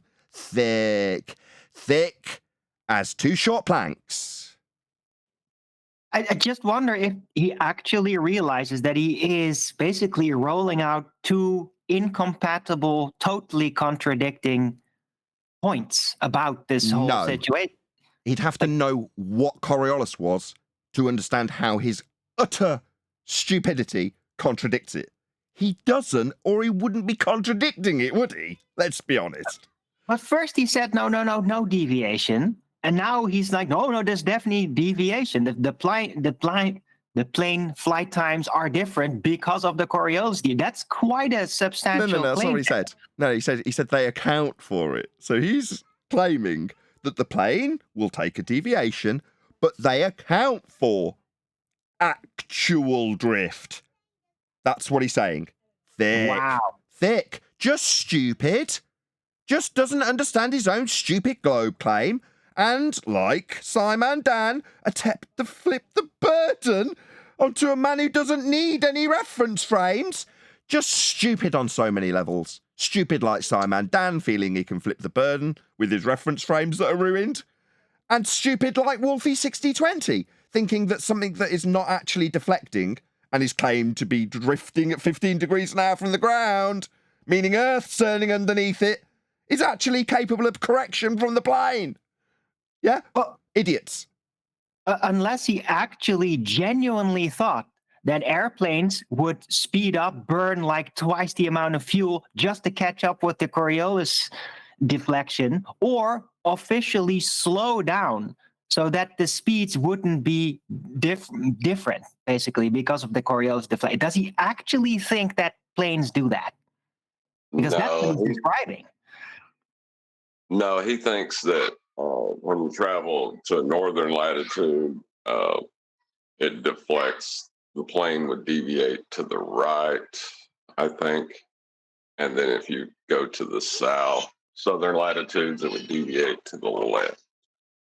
Yeah, okay, but how does that make the airplanes in their flight paths correct for Coriolis deviation? It doesn't. You don't. You can't. It's an illusion. It's something you would observe from the ground as you turn beneath things. There is no connection between the thing travelling straight and you observing it seem. You're getting this down, mate. Get a pen. Seem to drift. That means they're not actually drifting for this effect to be described. He's just an idiot. Well, maybe if you have like a giant hologram projectors on these planes so that you could basically create a projection that would account for the supposed deviation that's happening and project to the ground level visuals like it's actually... This is getting so screwed. No, well, let's put a stop to it. John, are you there? Yeah. Okay. So let's take the audience through this step by step. We're going to start to infer that Earth is moving. And it's moving because it has an axis of rotation that we move with respect to on the outside edge with a rim velocity of about 1,024 miles an hour at the equator. To infer this utter garbage, where does the whole process begin? How do we get there, mathematically speaking? Well, you would have to use a flat plane to get your radius value. So you say, what, like measure an angle to Polaris and then derive the outside extremity minimum elevation angle, call it the equator, and then derive the point from that point at the equator that you've derived with the angle at 0 to the angle at 90, i.e. above your head at the North Pole, if you will. So then that will give you the radial value. So off a flat plane, use Polaris to give you an R, and then say that that flat R with an angle that could only give it you off a flat plane is actually spherical. Right. And then you would put your 1 point of rotation 90 degrees below Polaris on a flat plane. And as you as you move out along that flat plane, increase your radius from that point, that axis point. So the derivation of a claim of an axis in the first instance requires measurements taken from Earth as a flat plane. Yeah. Okay. So I don't know about you, John.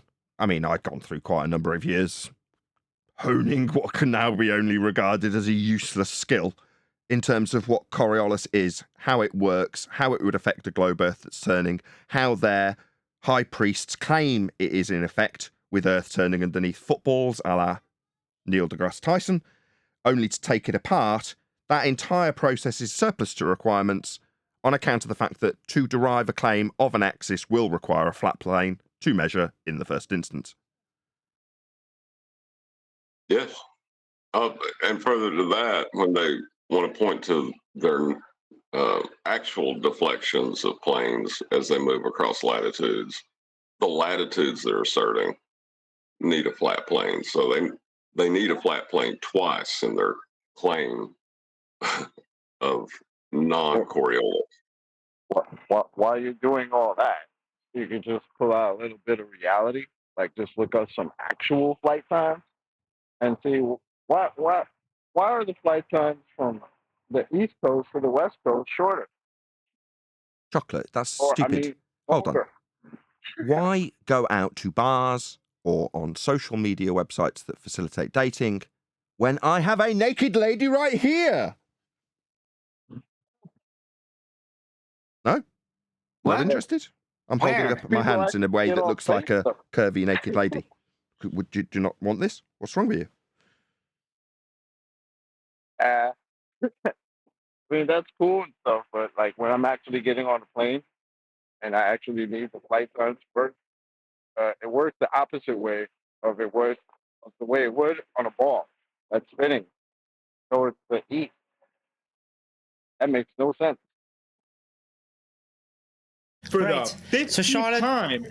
No, so I'm Charlotte asking you Teller- very explicitly here. Your answer was flight dynamics. Somehow flight dynamics explained it. I want you to explain. Your answer was flight dynamics. Flight dynamics explained.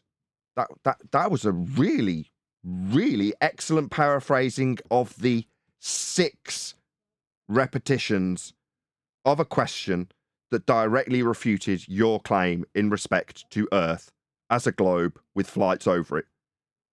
You think that is a paraphrasing of what Flatsoid said 6 times? Where's the moderator? Why isn't the moderator saying, excuse me, yeah, Dunning-Kruger? That wasn't what he said 6 times.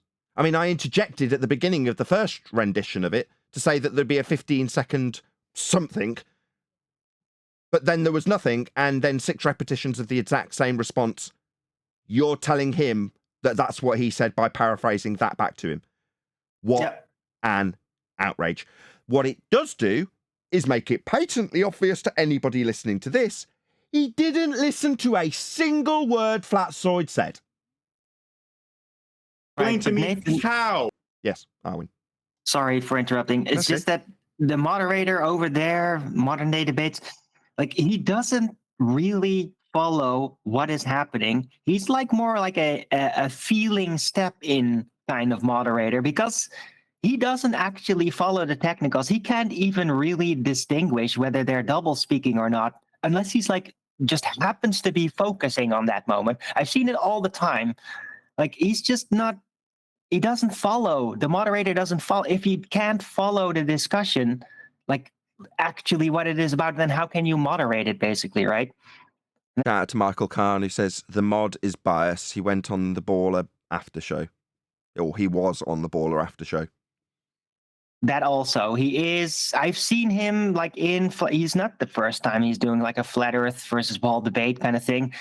And I've seen him like pile on flat earthers, like basically side with ballers when it gets rowdy. It's very annoying. He's not a good moderator. Well, he's not paying attention. 6 renditions seems a bit excessive to me. But obviously Flatsoid's a flat earther, so why would he expect any moderator anywhere to say, excuse me, do you not think you could just answer one of the 6 renditions of the same exact rebuttal he gave you in regards to your flights over a globe Earth? Flight dynamics can explain specifically the flight times for those routes that I showed you. Easy. That's called a baseless assertion fallacy. Me joking about holding up naked ladies is him saying, I've got a map, it works with flight times. Yeah, I mean, that is a baseless assertion because he's not shown it. Flight dynamics, when anybody... Flight dynamics, what does that mean? What does that mean in this context? The dynamics of a flight, like how it cuts through the air. Goes and actually studies to be a pilot and actually does it. They don't take Coriolis into account because Coriolis isn't taken to... They need to use it. Not according to Wolfie. This is not actual drift. This illusion of drift observed from the ground as you would be turning underneath at 15 degrees an hour if you're on a globe that doesn't happen. Yeah? That effect. Wolfie thinks you account for that in a plane. Yeah? I mean, he's completely idiotic, totally wrong, doesn't understand this effect, and he's willing to put pen to paper and put it in a public comment for me to laugh my tits off at. Because Wolfie thinks he's really clever. Yeah? Like this guy. Yeah, he actually thinks he's smart. Thinks he's got something to say because he's a pilot. But then he goes and ruins it all and lets everybody know just exactly how stupid Wolfie 6020 is when he starts talking about accounting for illusions in aeroplanes. Ground control to Major Clown Show. We've got Manage Avenue from a roundabout. Better make corrections immediately. He looks like you're corkscrewing from that roundabout. Do something about it in that plane, Wolfie. Quick, sharp. Idiot. it as a stationary Earth. If you take it into Coriolis, it won't work out. Just like when you take Charlotte Carolina. No offense, Flatzoid. You've said it 6 times, and on the 6th attempt, he rumpused the middle of it and has now started barking flight dynamics at you, like he's paraphrasing your response to him. So, explaining it on the 6th attempt, I absolutely 100% guarantee that he will interrupt you, having not listened to a single word you've said before the end of this. Carolina moving to where You're dodging. LA. You're not answering my question. Listen, Called it. He's in the middle of explaining how Earth turning underneath would shorten flight times. Literally, he's in the middle of explaining that to you. And you're telling him that he's dodging. He's giving you a direct rebuttal to your claim. You're not listening to it. You're too dumb to understand it. You wouldn't be sat there on the globe side if you weren't. So this is an ongoing problem we have to face all the time. It's a very, very real problem. The people we're trying to explain how this works, how a flat Earth is being utilised to claim a globe, for example, you're too stupid to understand it. So Flatzoid trying to explain it to you is never going to succeed, is it? Otherwise, you'd have got it already. You wouldn't be sat there defending the globe, telling Flatzoid on the 7th attempt to explain it in full without you interrupting him that he's dodging. No, he's not. You're too thick to understand the effect, just like Wolfie.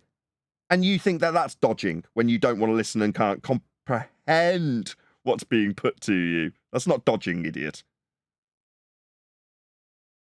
Shout out to OBE Lines. Thank you very much for the super chat.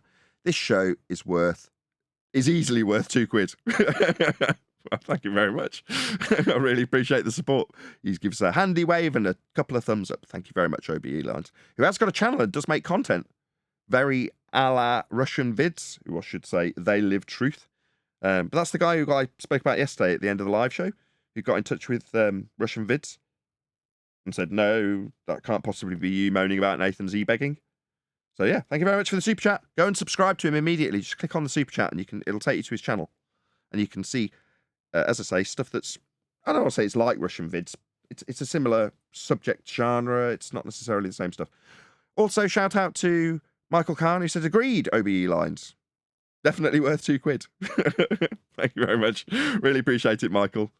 And also OBE Lines, also known as Chronicles of the Cats on a different channel, where he chronicles his cats, surprisingly.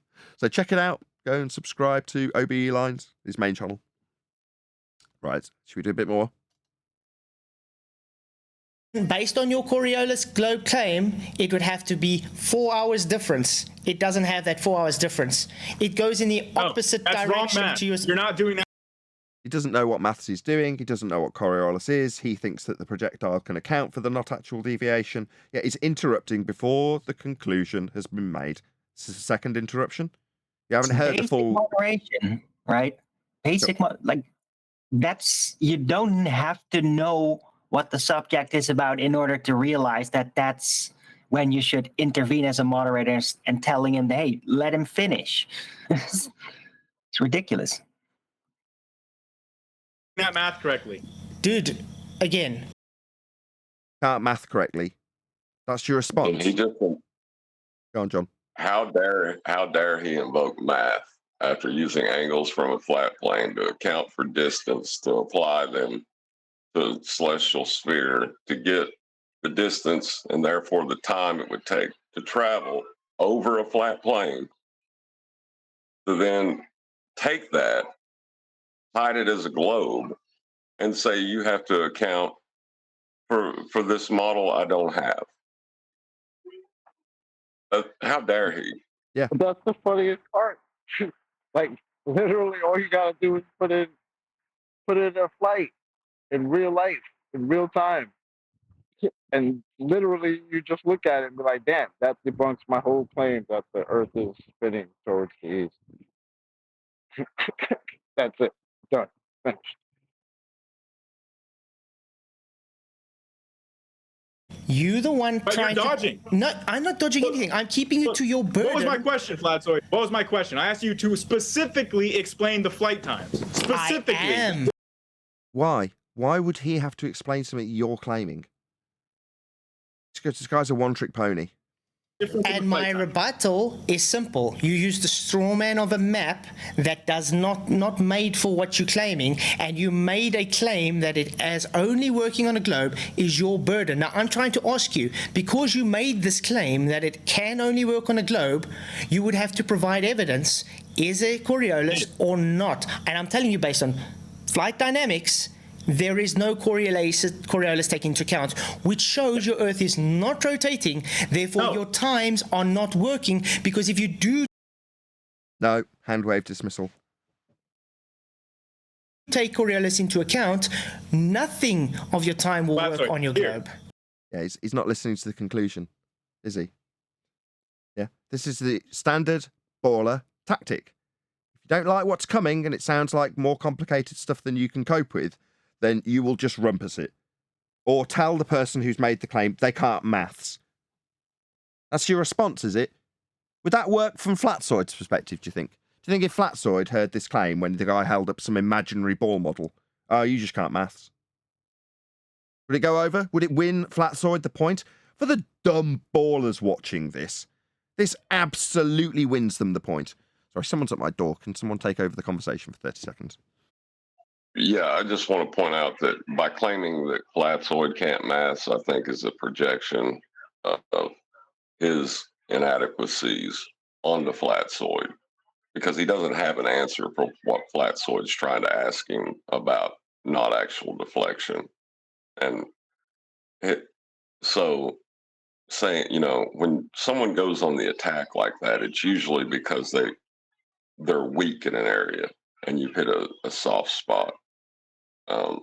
So that may be why he's... It's clear this guy doesn't know what... One more time, Chocolate.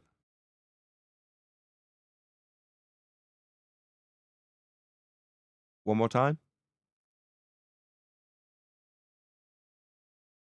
We lose Chocolate.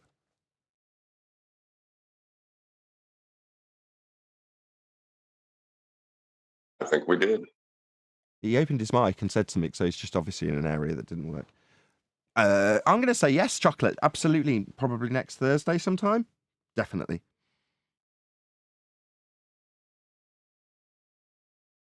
Here's where you're messing up, right? The way that you're taking Coriolis into account is literally in... He isn't. Yo, Dumbo. Yo, Simon Dan clone. He isn't. It's not his claim. It's yours. The way you're taking Coriolis, the way Flatsoid, the flat earther who doesn't have any reference frames, has no need for them, doesn't reference them, and isn't claiming them, the way his reference... thick as. Thick. Just thick. Incorrect. You are not doing that physics and math correctly. What? Doing that physics and math? What, the observation of not actual drift from a non-inertial turning reference frame that he doesn't claim you do, but would ruin your claim of flight times? You haven't kept up with the conversation, idiot. Because you are forgetting about the conservation of momentum. Are we? That's not Coriolis, Dumbo. We're forgetting about it, so if I say conservation of momentum, I toss a ball over a roundabout, it travels in a straight line. From the roundabout, it looks like it curves, because I'm spinning. The ball isn't really curving, it looks like it's spinning. Oh, I'm forgetting about the conservation of angular momentum. Sorry, what? The ball isn't conserving anything, you stupid clown.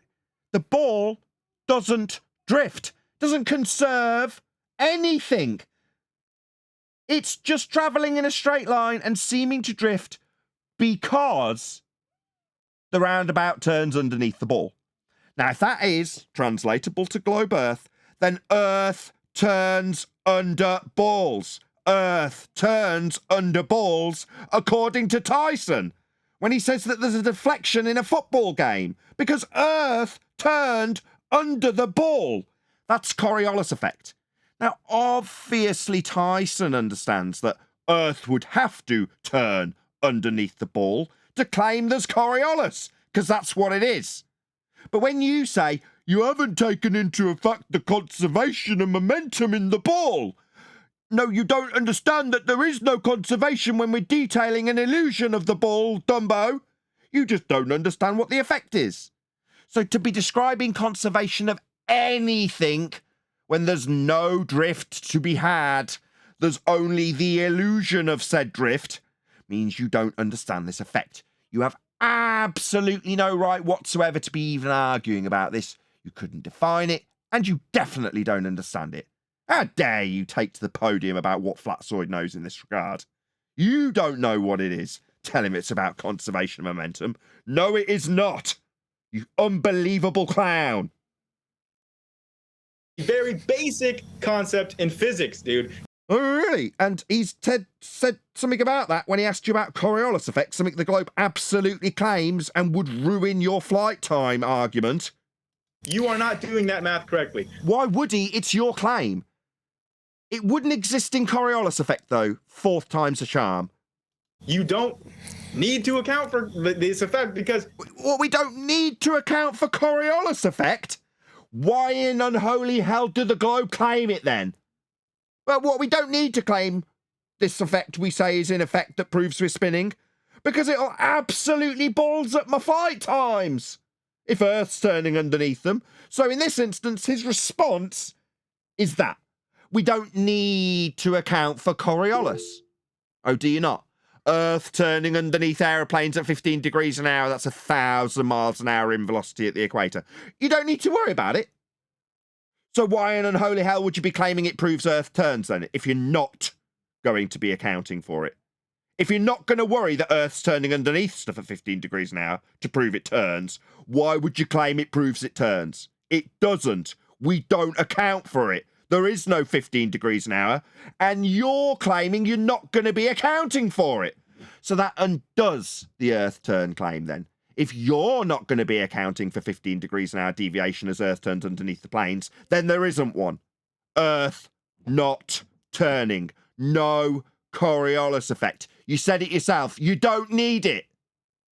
Well, you definitely would if it was happening. It just isn't. There is no Coriolis deflection, and this man's just made it plain. You don't need to account for any deviation under the planes. Well, you would if it was happening. It isn't. Earth's not turning. You have conservation of momentum in that area. Good. Notice also that he is starting to stutter with his voice now. Yeah, because he's totally ignorant of the subject. He doesn't know what he's going to do. If he gets put on the spot with this, he will not know where to go. Airplane. You're not just going to lose your momentum suddenly because you go up in the air.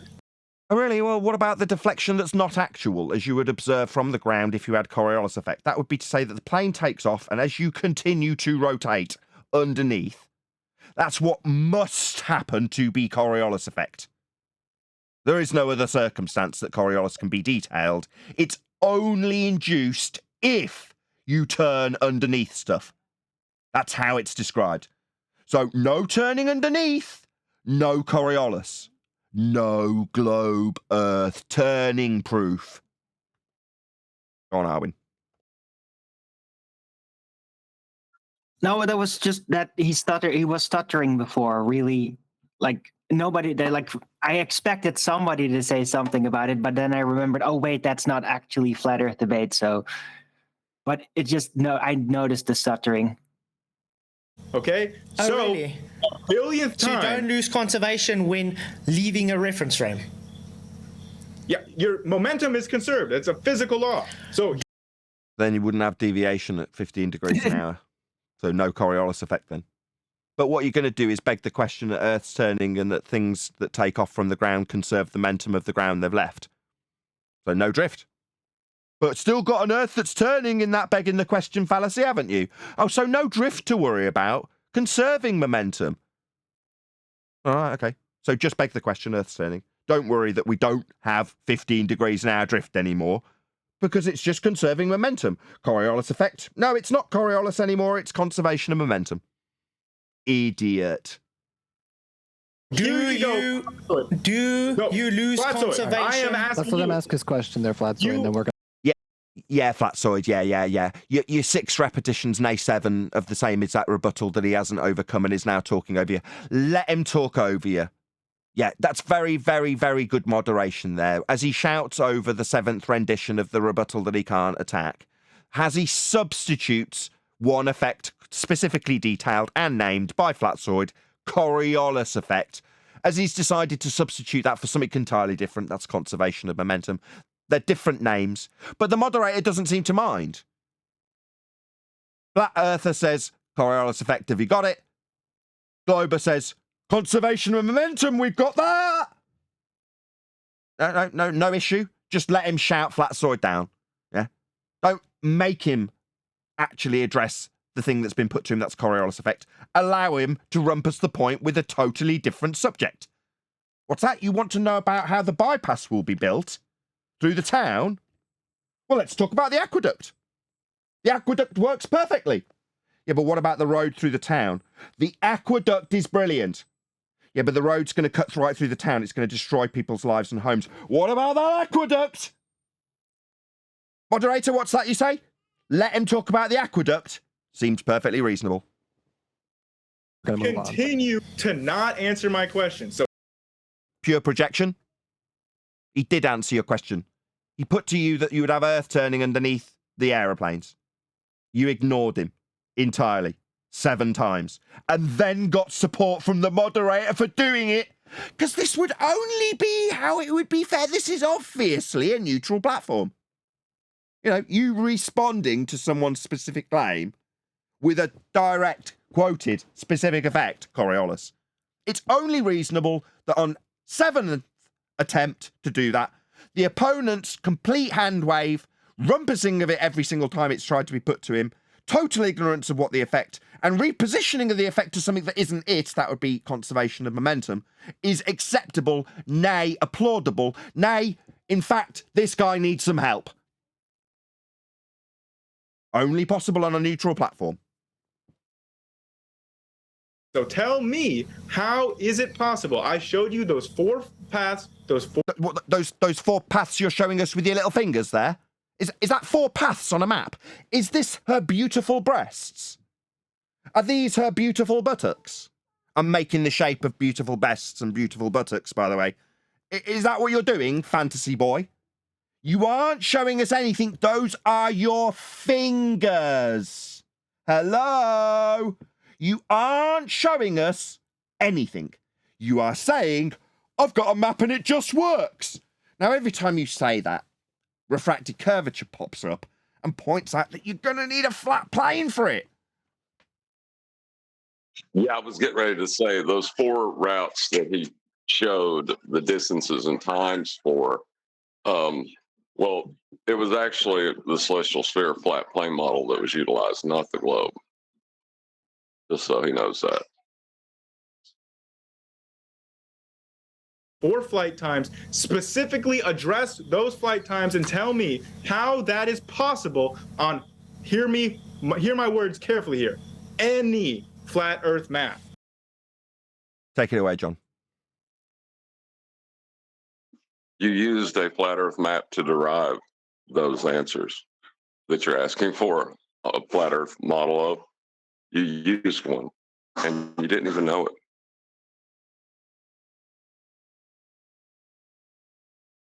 Any of them. They are only possible on a flat Earth because when you have flight dynamics, it has to be stationary. Hence why your globe not taking Coriolis into You're dodging again, dude. You're dodging again.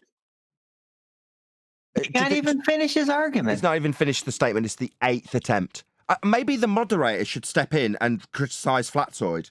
Excuse me, do you mind making your argument 8 times? It's not reasonable for you to make your argument 8 times. He's ignored you 8 times. Aren't you getting the point? He's ignored you 8 times. I mean, it's very unreasonable for you to not accept him ignoring you 8 times. Go ahead, Dunning-Kruger. All right, let's let him answer the way he's going to answer it there. I know it, might not be what you're looking for, Grayson, but this is the way he's answering the question, and then we'll have to move on. Yeah. What? Move on? Move on? So, Flatsoid's refuted his point 6 times. It's been entirely ignored for 6 attempts, and then on the 7th, he's repositioned it entirely to something that it is not. But what, now time to move on? What about now time to answer the question? There's been 8 renditions of it. Yeah, not reposition it to something it isn't. What about Coriolis effect? That's what he asked about. Does the moderator not know what Coriolis effect is? Does the moderator not hear the words Coriolis from Flatsoid and then hear, no, we don't need that. Let's talk about something else and see it as reasonable. What's going on? No, he doesn't hear that because that guy literally doesn't understand anything about it. Well, in all fairness, how would they measure 15 degrees an hour of anything from the surface of a sphere? You can't. You need a flat plane for that. On a flat Earth, there's no movement. Just like flat dynamics depends on no movement of the Earth. That's why it works over a flat Earth, because your globe specifically is claimed to have Coriolis. Conservation of momentum is not indefinitely conserved. As soon as you leave your reference frame, it loses that momentum. That's why I asked you, is the air Velcro to the Earth? You don't need to state that, Flatzoid, right? You don't need to detail how the effect would have conservation incorporated into it. The effect is not actual drift. End of statement. Everything else that you've said with respect to his response about conservation of momentum is entirely moot. Conservation of momentum is not Coriolis effect. Coriolis effect has no detailable conservation of anything in the projectile because it's a not actual deflection of the projectile. So you can't detail its conservation of anything. What you can detail is how it appears to drift as you turn beneath it. But you're attempting to address it with him. And it's a no.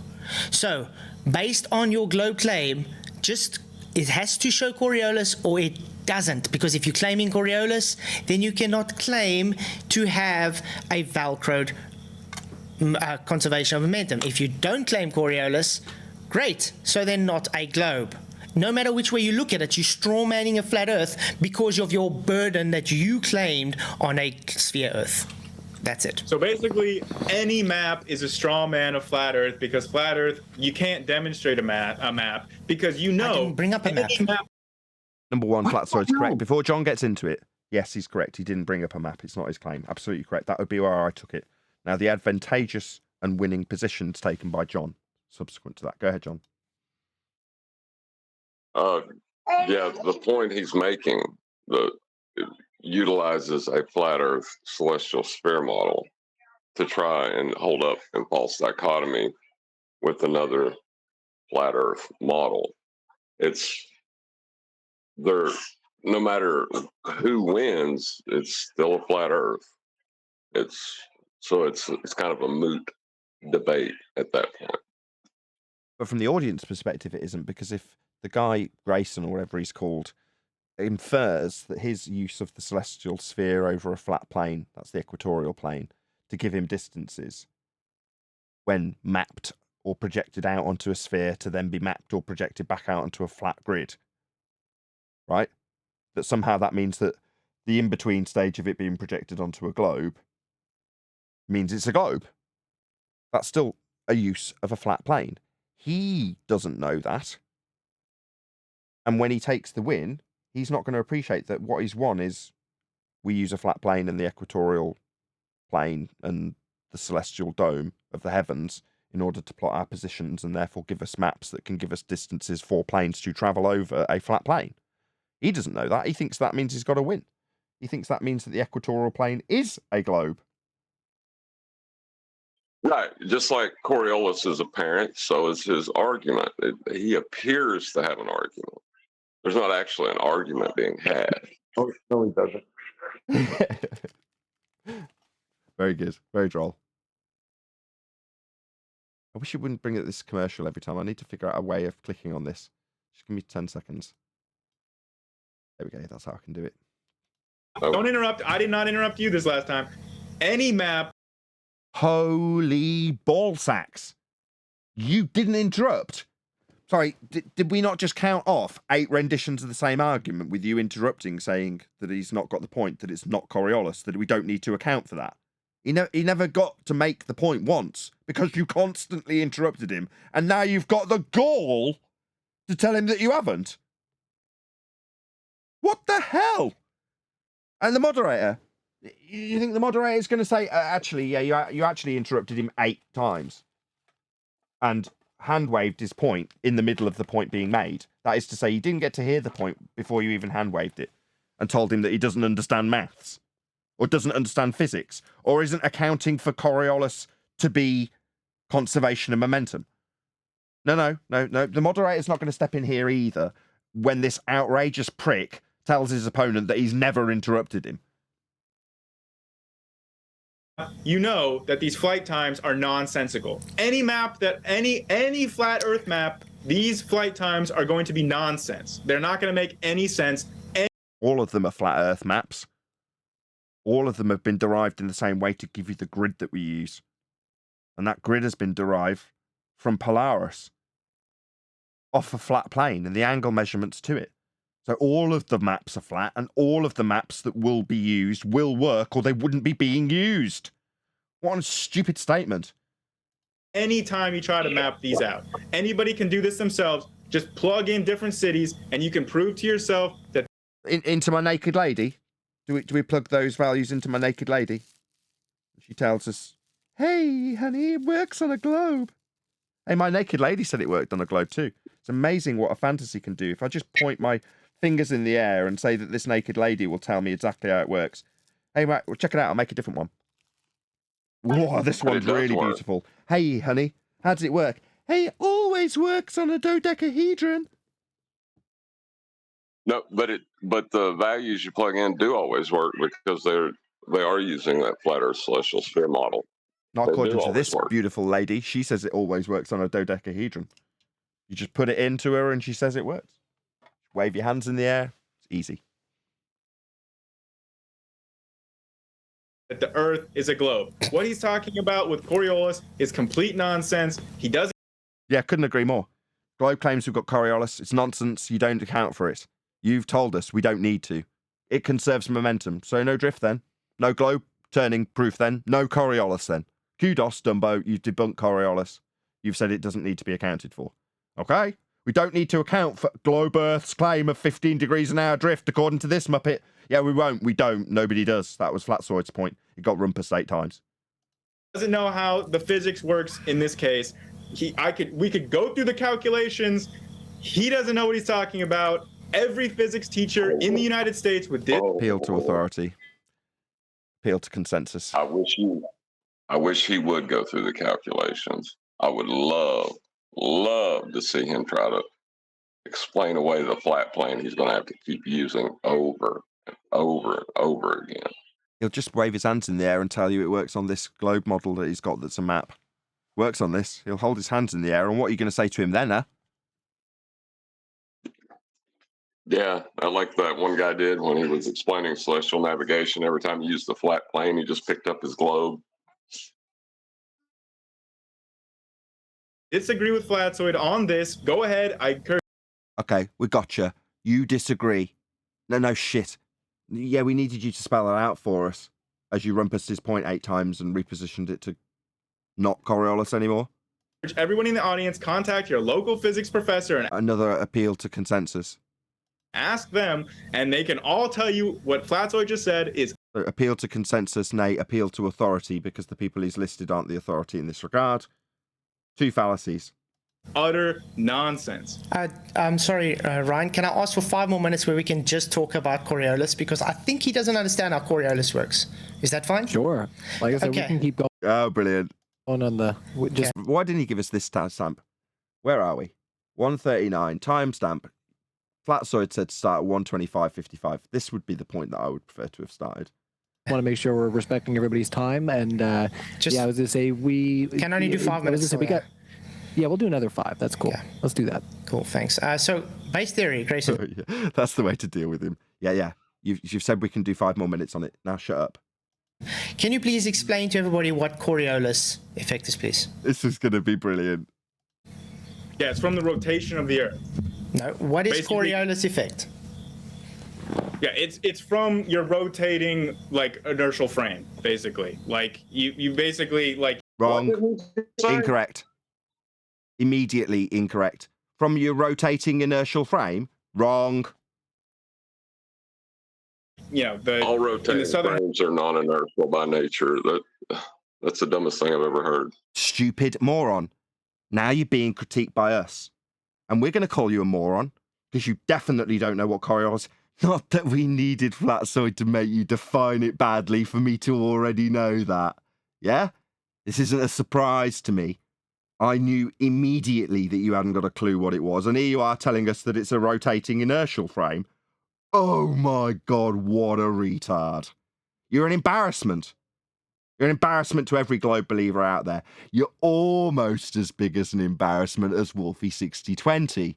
Now, he holds himself up as some sort of authority because he's a pilot. So when he does it, let's be honest, it's a lot more embarrassing than when you do it. But I can still ridicule you in the exact same way I ridiculed Wolfie. That is to say that you are idiotic.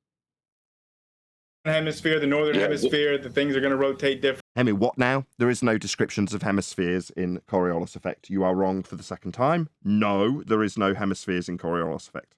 Non-inertial and inertial reference frame. That's it. But hemispheres are only happen in the celestial sphere model. Like he can't get to hemispheres if he pre-assumes a globe. You have the northern hemisphere with the flat plane, equatorial plane, and the southern hemisphere with the flat equatorial plane 180 degrees out of phase from it. Yeah, but that's still one flat plane sandwiched antipodal on top of another flat plane to give you what we fondly refer to as the celestial sphere. But as you move across the flat plane, the hemisphere that you would be presented with as your view will always and only be a hemisphere. But like you say, the dome of the heavens isn't a dome. The sphere of the heavens is not a sphere. It's absurd. Right. So he's invoked hemisphere just because it has the word sphere in it. He thinks that's a win for him when it's not. Differently because of the Coriolis effect. You're going to have, it's basically like a pseudo force that's applied to objects in motion when they're in a circular, like a rotating reference frame. Wrong. That was utterly garbage. Everybody who listened to you say it is more stupid than when they began. Let's listen to it again. My God. Exactly. Yeah, Billy Madison. I award you no points. It's from your rotating like inertial frame, basically. Like you basically like, you know, in the southern hemisphere, the northern hemisphere, the things are going to rotate differently because of the Coriolis effect. You're going to have, it's basically like a pseudo force that's applied to objects in motion when they're in a circular, like a rotating reference frame. Wow. Wow. That was straight nonsense. That was total garbage. No, can I correct you quickly? The Coriolis Pound says he interrupts. effect is based on two reference frames. You being on the moving reference frame, which would be the non-inertial reference frame, seeming to have an apparent deviation of an object in the inertial reference frame. Soldier called it. Already wrong is absolutely 100% spot on. That could not have been any more accurate from Flatsoid. Literally. Almost textbook. It is the not actual deflection observed in an item traversing the inertial reference frame as observed from the non-inertial turning reference frame. That is pretty much about as textbook as you could get in terms of defining Coriolis. Flatsoid gave basically exactly the same definition as I just did. He is 100% without question correct, and before he's even finished, the guy's interrupting him, telling him that the definition's wrong. You, my friend, just gave the most stupid, nonsensical, idiotic, garbage spew of nonsense anybody's ever heard. And again, you've got the gall to give a man giving you the correct definition an interruption to tell him he's wrong. What an outrage. Hello, John. Did you just hear? Hey, what's up, guys? How's it going this morning? Did you say how's it going? What up? It's going well. Very well. How you doing? Good. I just woke up and turned it on. Did you hear his definition of the Coriolis effect? Yes, we did. Unfortunately. He said rotating inertial frames. Yes, he did. Yeah, Madison, may God have mercy on your soul speech for that. Inertial frames characteristics, the prime characteristic is it doesn't accelerate. You friggin' bozo of a pretender clown. Yeah, that's what he is. A pretender. Yeah, you think you're smart? You think you've come on live YouTube to be smart and seem clever while you shut down a man who's giving you the textbook definition of Coriolis and tell him he's wrong? After that, oh my God, the arrogance level of ballers is absolutely off the charts. Frame, no. The aeroplane... inertial reference frame. Sorry, you had your chance, Dick Brain. You failed miserably, and now we're taking the piss out of you for it. You think you're going to continually interrupt a man who does obviously know what defines Coriolis effect? He gave it. Not in full, you interrupted before he got there, didn't you? Let you talk. All right, let's the plane. another 10 seconds here. The plane is. Sorry, it's Flatzoid trying to get his explanation out. So obviously, it's only reasonably he gets 10 seconds to do so.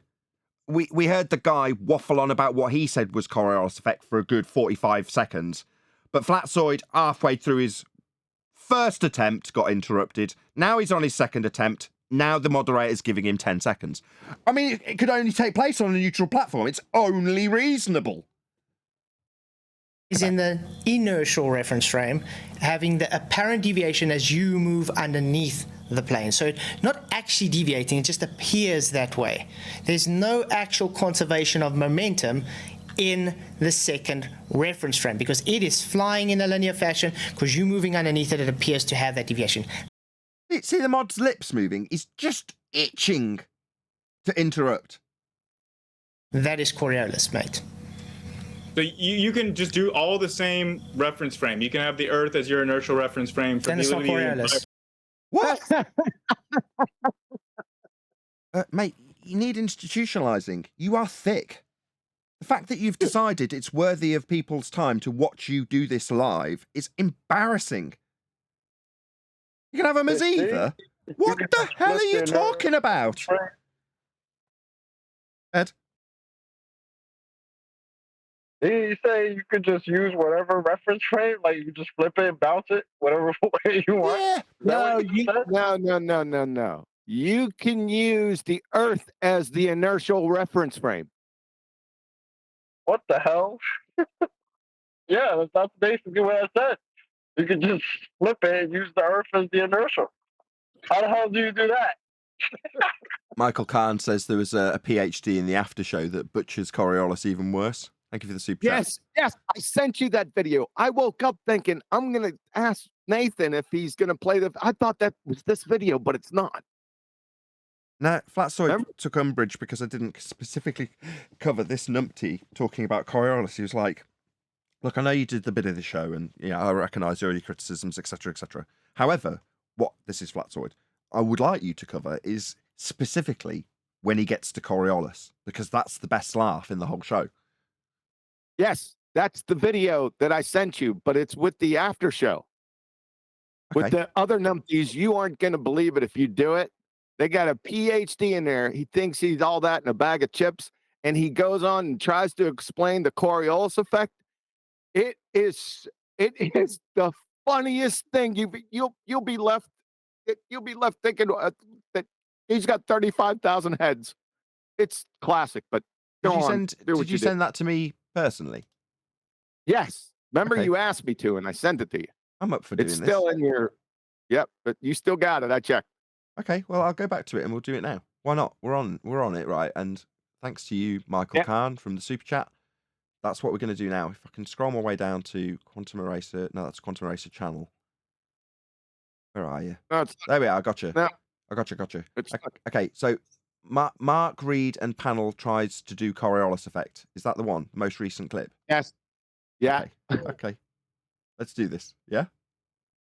Yeah. Okay, well, before I do, it's the same channel. Oh, well, that's great, because it means I can just do the same thing. So we're transitioning to a different video, I believe, from Flatzoid. I don't know if it is or not, but either way, it's another opportunity for me to say, go and let Flatzoid know at Nathan Oakley 1980 sent me. Give him some algorithmic love if you're joining us live. 92 people watching. Better if it was 100. Please share the show. But anyway, go and let Flatzoid know. Give him some algorithmic love, and just leave him a quick comment that said we sent him. The idea being that Flatzoid or anybody else that does a response to the videos we do, hopefully they'd put a link to our comment, to our video. So go and leave him a comment. Okay.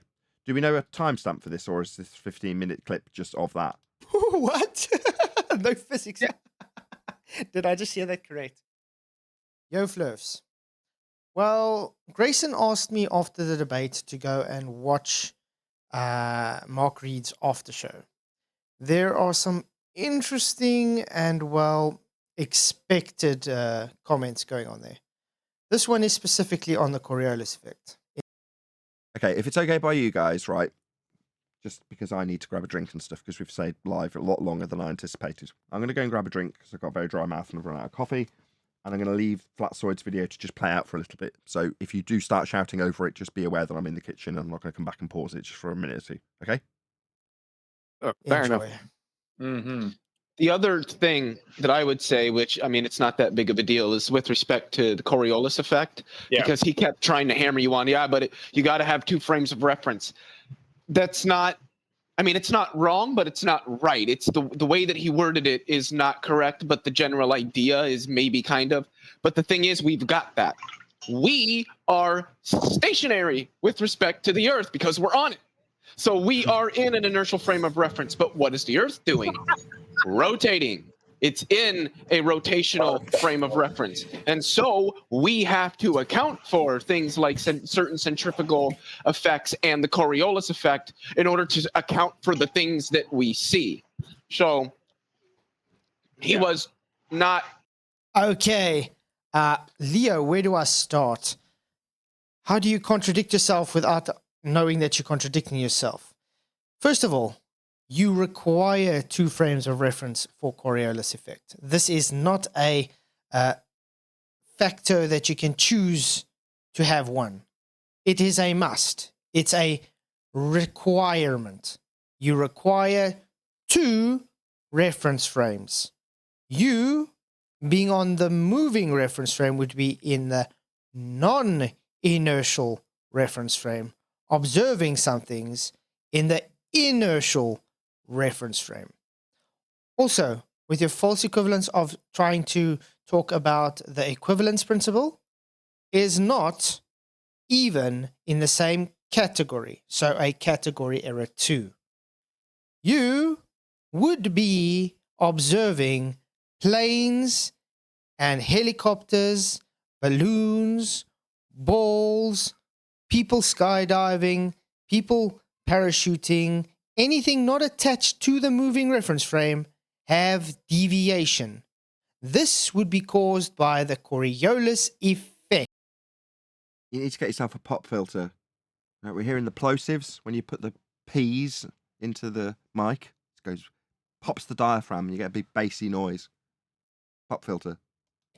Having the Earth rotate underneath those objects. The real reason we don't have these observations is because the Earth does not rotate underneath those objects. Pretty good. Right, I'm going to ask rhetorically. Anybody got issue with anything that he just said? No, you can't. There isn't. Pretty close. It's good enough, right? I have no issue with anything he just said. Earth's not turning. If it did, we'd see stuff drift because we're turning underneath it. That's what he's just said. It's pretty simple. He's explained it. He's put a diagram up. 2 men on a roundabout. One tosses the ball to the other, and the ball curves because the camera moves with the men on the rotating reference frame. So from the camera's perspective and from the men on the roundabout's perspective, the ball curves. Now, if you had a camera on the ball only, that would be to say that you watched the ball not on the roundabout. You'd watch the ball travel straight, not curve. It only looks like it curves because you turn underneath it. That's what is explained. That's what Coriolis is. That's what would happen on Earth if it was turning and is claimed to be the case. It just doesn't. Like the other guy said when he was doing the debate on the other video we just covered, Grayson or whatever his name is, oh, we don't need that effect. I mean, you don't need it. It's claimed to happen. That's the whole point. It just doesn't. As soon as you claim, hey, we don't see this because of one reference frame, in other words, why I asked him Velcroed atmosphere, it means no Coriolis. So you can't claim Coriolis if you can't observe it. Get it? Too accurate about that whole frame of reference thing there.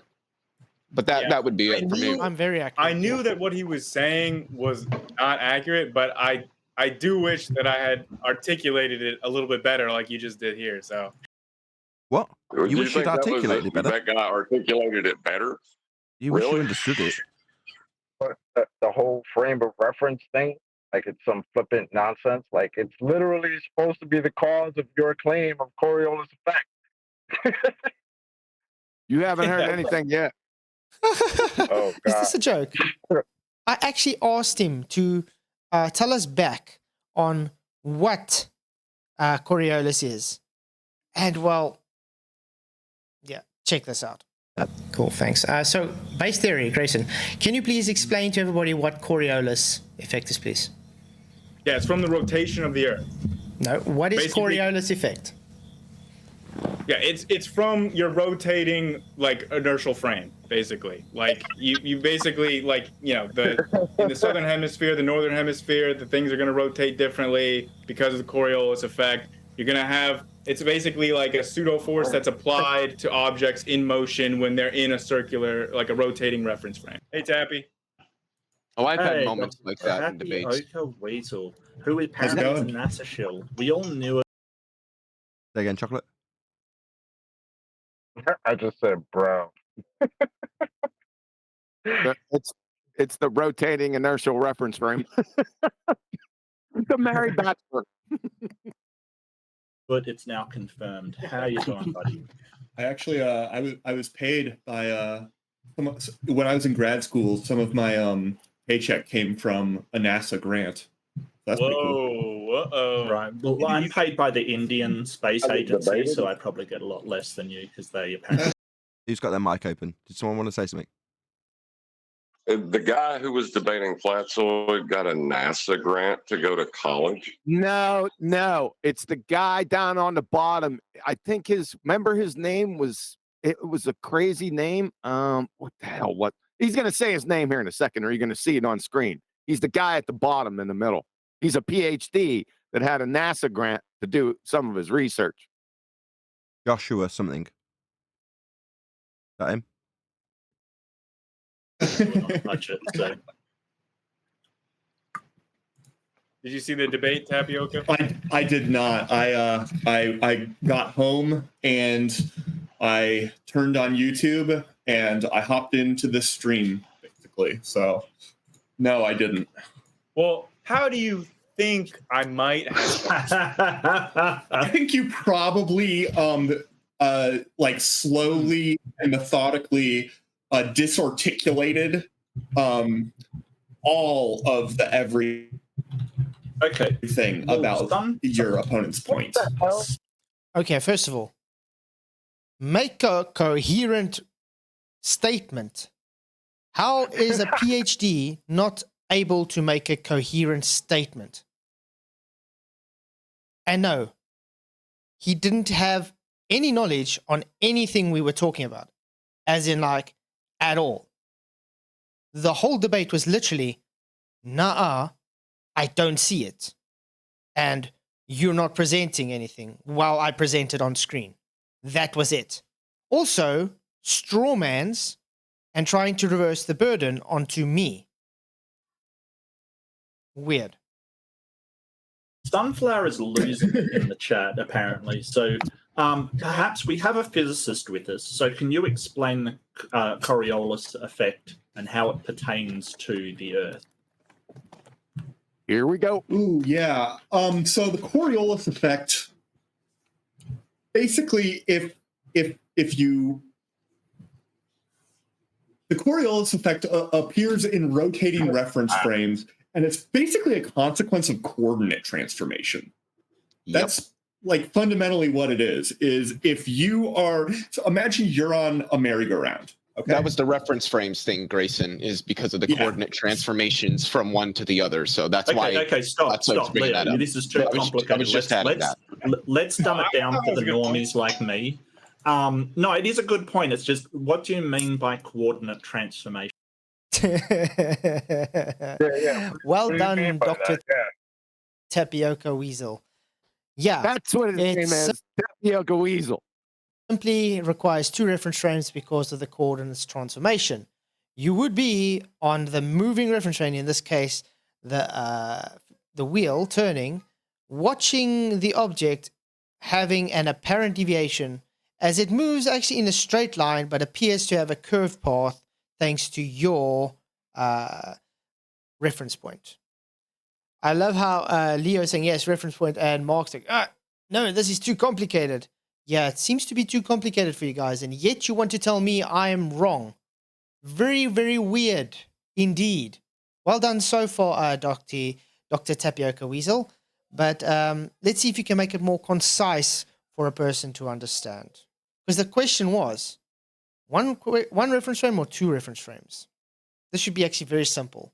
Since you've already actually answered it is by proxy by saying coordinate. Is that what they were discussing? Whether or not it's 1 or 2 reference frames? Are you kidding me? Yeah, that was one of the minor points. But actually, what is the Coriolis? The question to put to Dr. Tapioca Weasel is, what is the Coriolis effect? Please explain it in layman's terms. And he's just started. Coordinate transformation. Coordinate transformation. Okay. I mean, let's just do it now so it's in there, in the middle, from us. Coriolis deflection is the apparent deflection of a projectile traveling straight in an inertial reference frame observed by you on a rotating non-inertial reference frame. Your observation of the projectile traveling straight will be that it appears to take a curved path because you turn underneath it. The description of the apparent, that's not actual curved path, would be the description of Coriolis deviation, the not actual deflection of a projectile in an inertial reference frame as observed from a rotating non-inertial reference frame. That is my definition of Coriolis effect. Let's see how Tapioca does. Coordinate system changes. What does that entail exactly?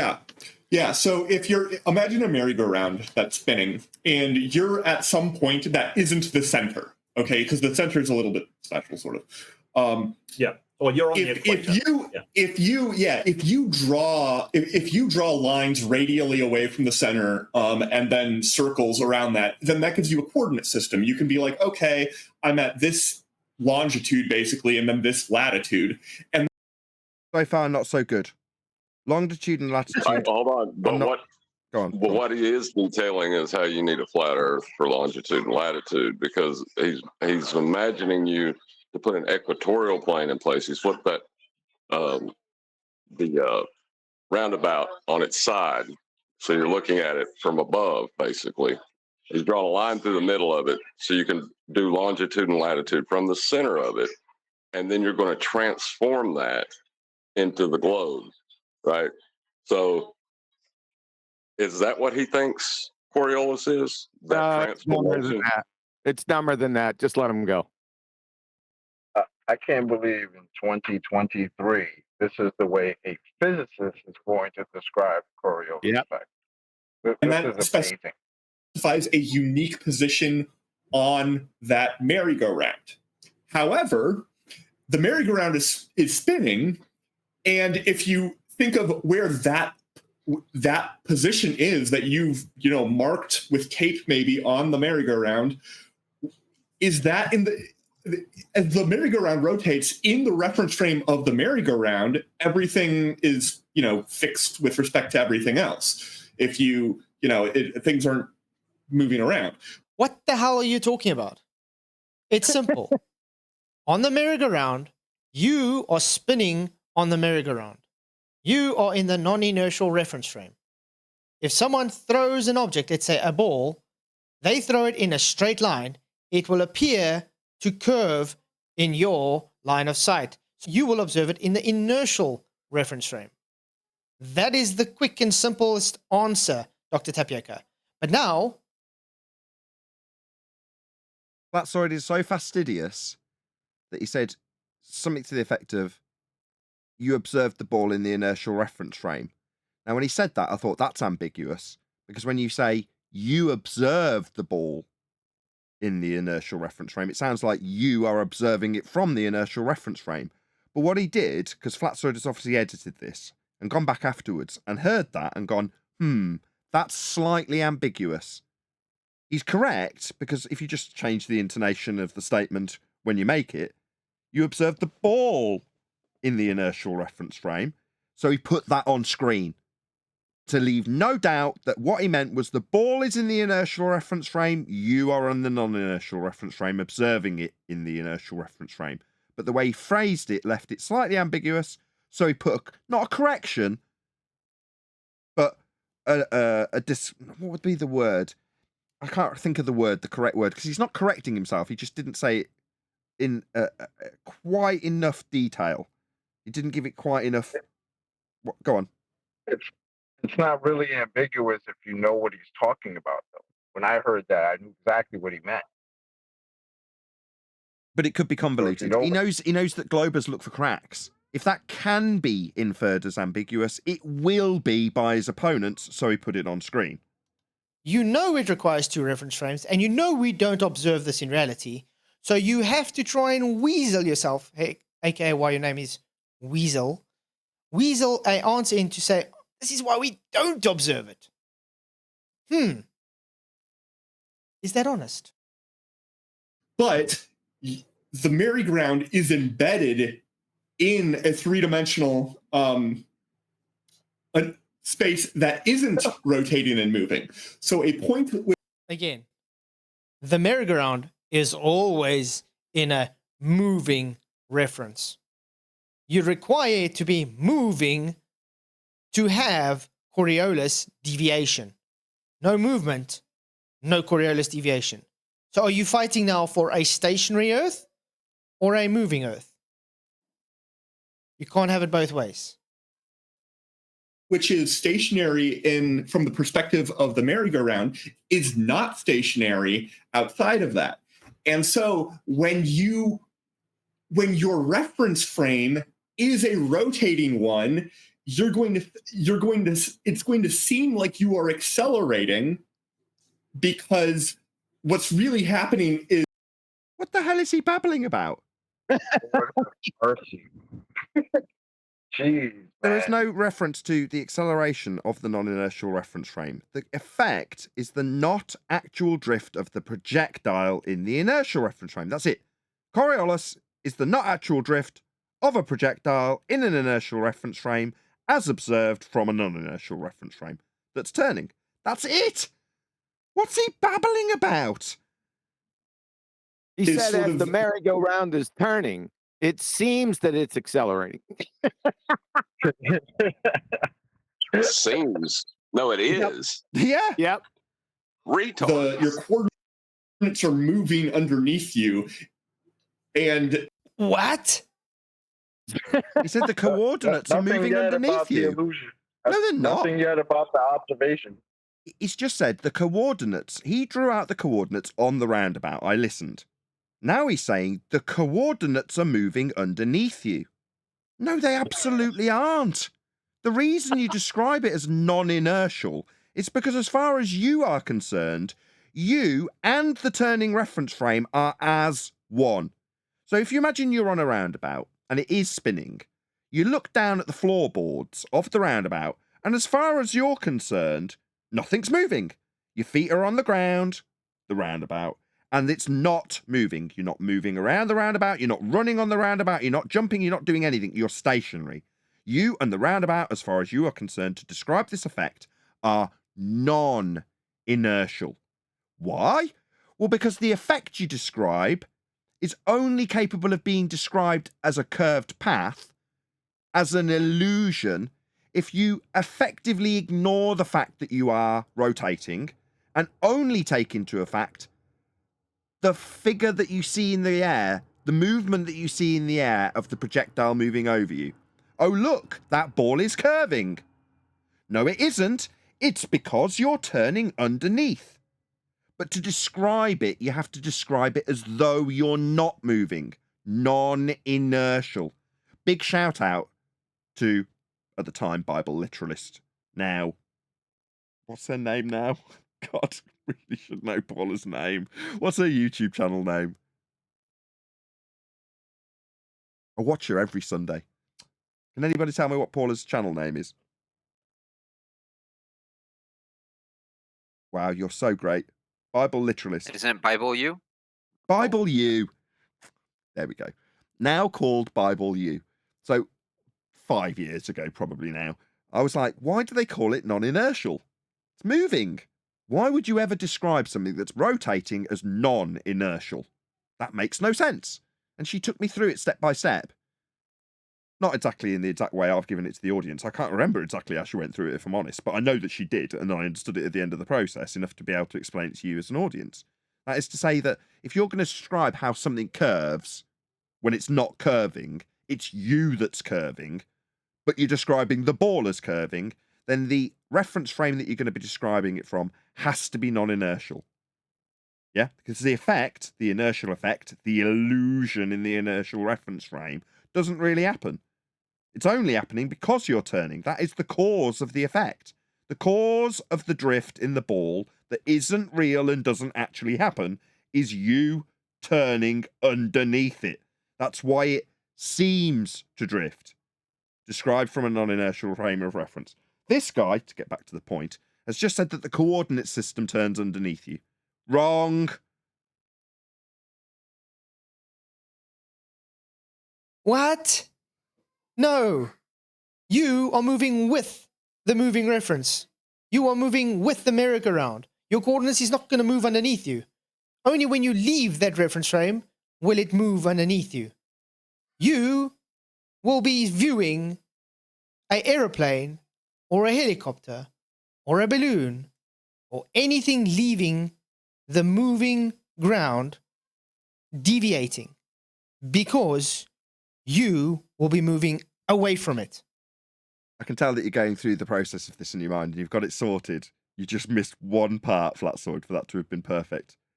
And that was to throw in, pepper what you described accurately as your claim of a turning Earth.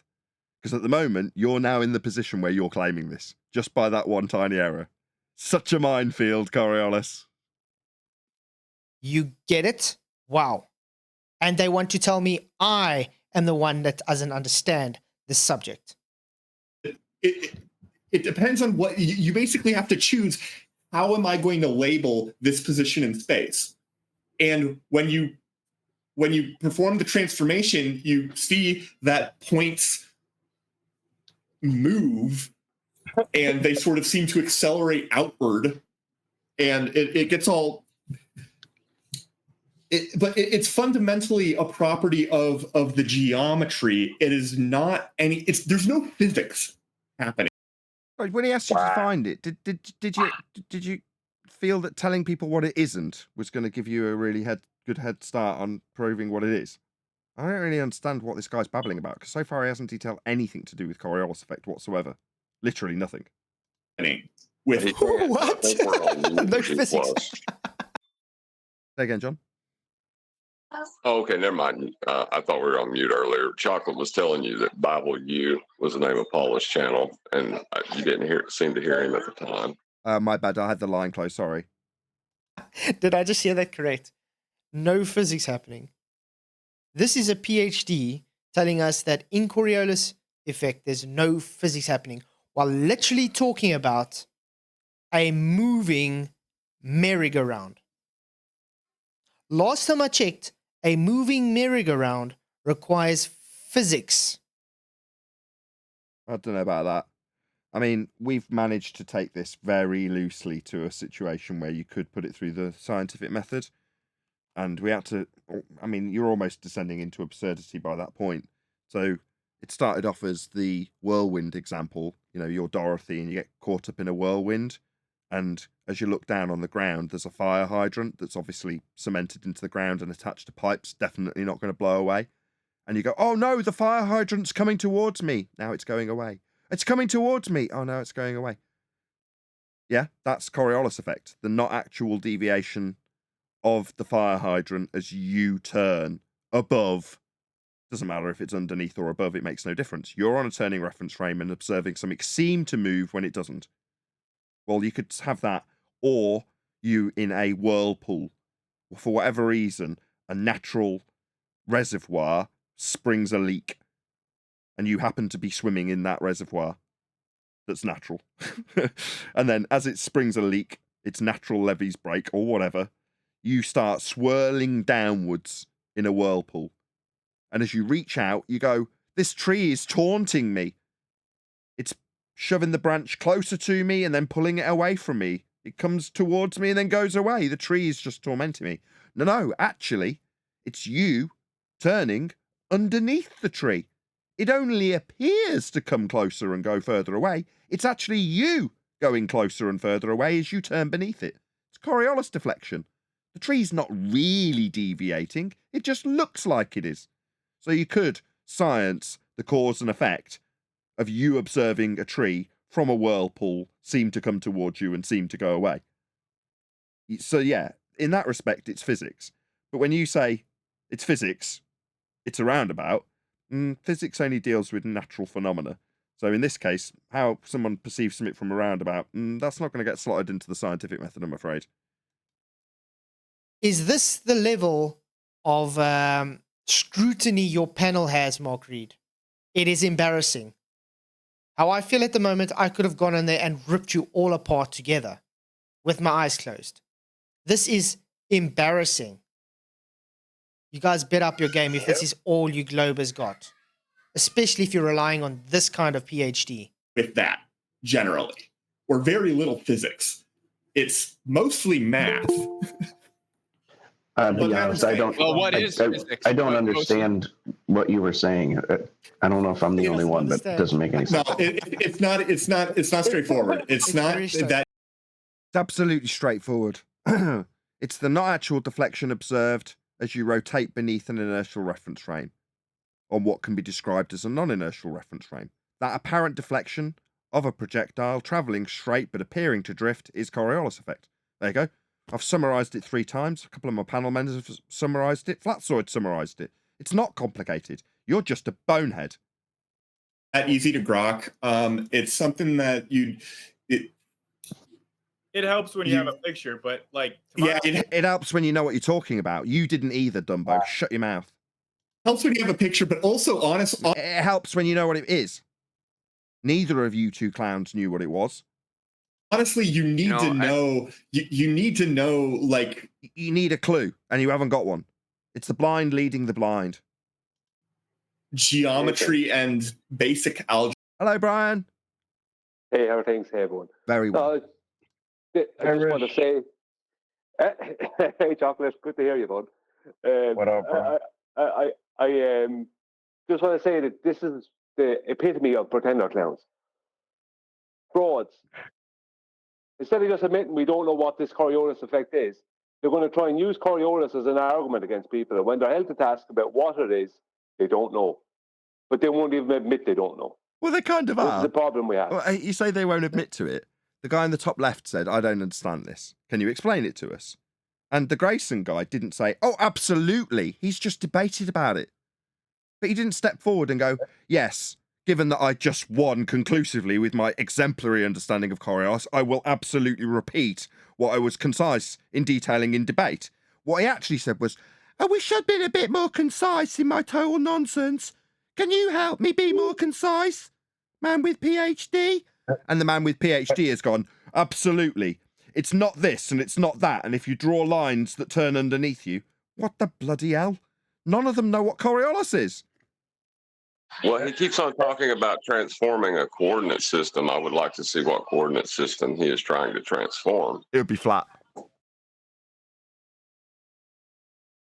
That's what you're driving at, isn't it? That's what you're driving at, isn't it, John? Yeah. They're trying to get to that latitude-based. No, he's not. No, he's not, but we will.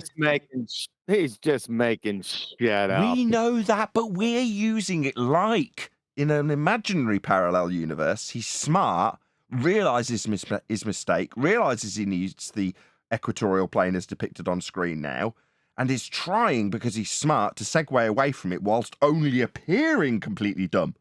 That's the world we're working in. where he works his way towards the flat plane coordinate system that he will be referencing. Now, none of these dumbos know that. I only figured this out a few months ago.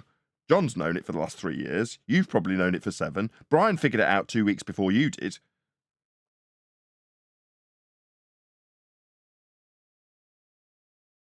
Anyway, I think that's going to be my time to round out the live show.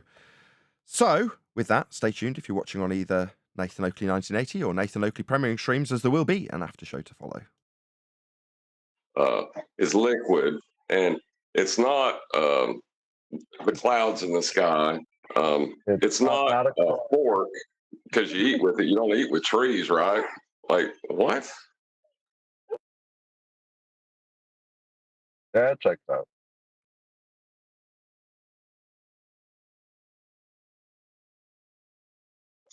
I think it's because he didn't understand it either. Is the reason he was dragging it, you know. Do you think it's that he's so smart that maybe he's just trying to talk about the coordinate system instead of talking about the observation of an apparent drift? Because that doesn't actually happen. So maybe he's just trying to avoid that altogether. Do we give him that much credit?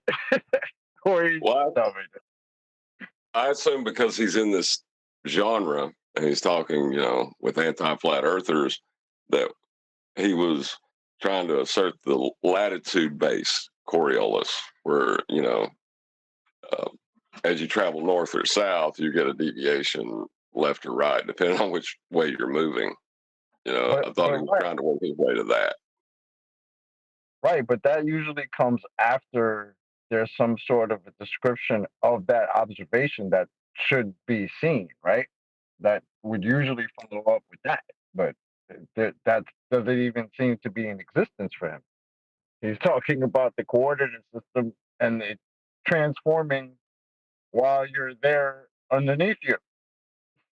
It's like, what the hell are you saying, Matt? Are you okay? Right. I think that's the increasing radial and decreasing radial value from the central axis of rotation is what he was trying to describe as it applies to your rim velocity. So he's just trying to mix a bunch of shit together, basically.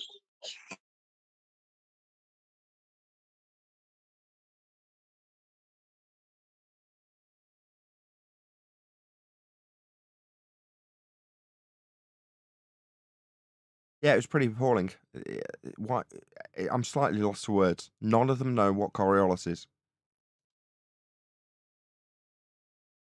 Not one of them stepped forward and corrected them and detailed how it works and what it is. That didn't happen. They appealed to the most smart person in the room, and he got it wrong. I was just going to say that. They just appealed to the physicist on the panel. And after his description came somebody saying, I don't know what you just said. Can't make this up, man. Yeah, he was baffling him with bullshit, wasn't he? He didn't understand it either, from what I could tell. Bro, I've heard random Globers that have shown up here describe Coriolis slightly better than he did. And that's terrible.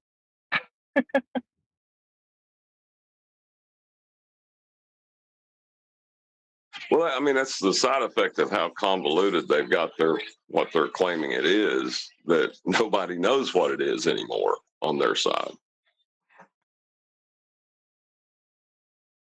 You might be right.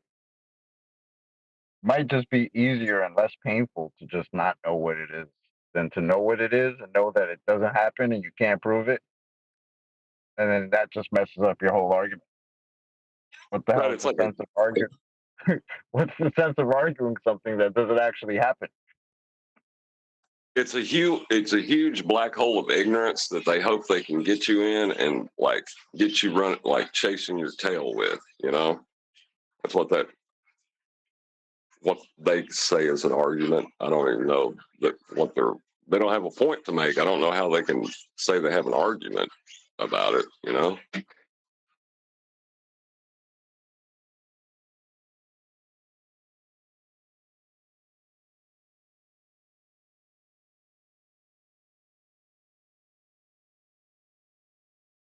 Well, they throw out terms like Coriolis effect, and they'll call it the Coriolis force most of the time, without even prefacing that it's a pseudo force, so an effect. And they'll throw them out and baffle people, as if, and the people then believe that they know what they're talking about. But then when they're pulled on their claims, they can't define them, because they're just pretenders. It's that simple. I mean, why would you hire that physicist guy for anything? Like, it don't matter if he doesn't understand the Coriolis effect. He should at least admit it. So who should hire that guy? What good is he? A physicist of what? Why would you hire him? Why would you have him lecturing anyone? He's got to even have the humility to admit he doesn't know what he's talking about. He doesn't understand the thing. Just say, I don't know. You know, that's what he has to say. But he just won't say it. Instead, he'll try and waffle on about how, as you say, John, shower gel is not a tree, and you know what I mean. Cars aren't trees. You know, it's like you're not telling us what a car. You're telling us what a tree is. You know?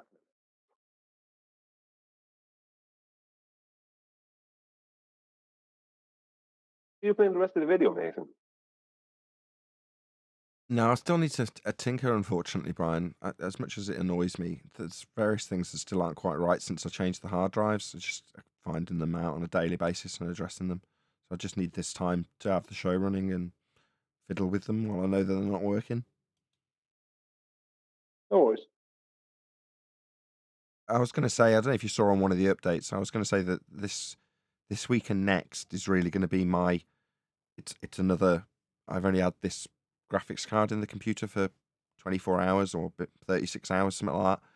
So it is just like having a new piece of equipment again. So this week especially is just going to, for me, was just a bit of a bust. You know, really, the live streams are just me testing stuff, which is what I'm doing now, until I'm confident. And then if next week, the whole week goes without a hitch, I'll be confident to back up my main operating system onto a different drive. But until that point, I'm not really happy. It's going to be another week, really. Then I will be happy.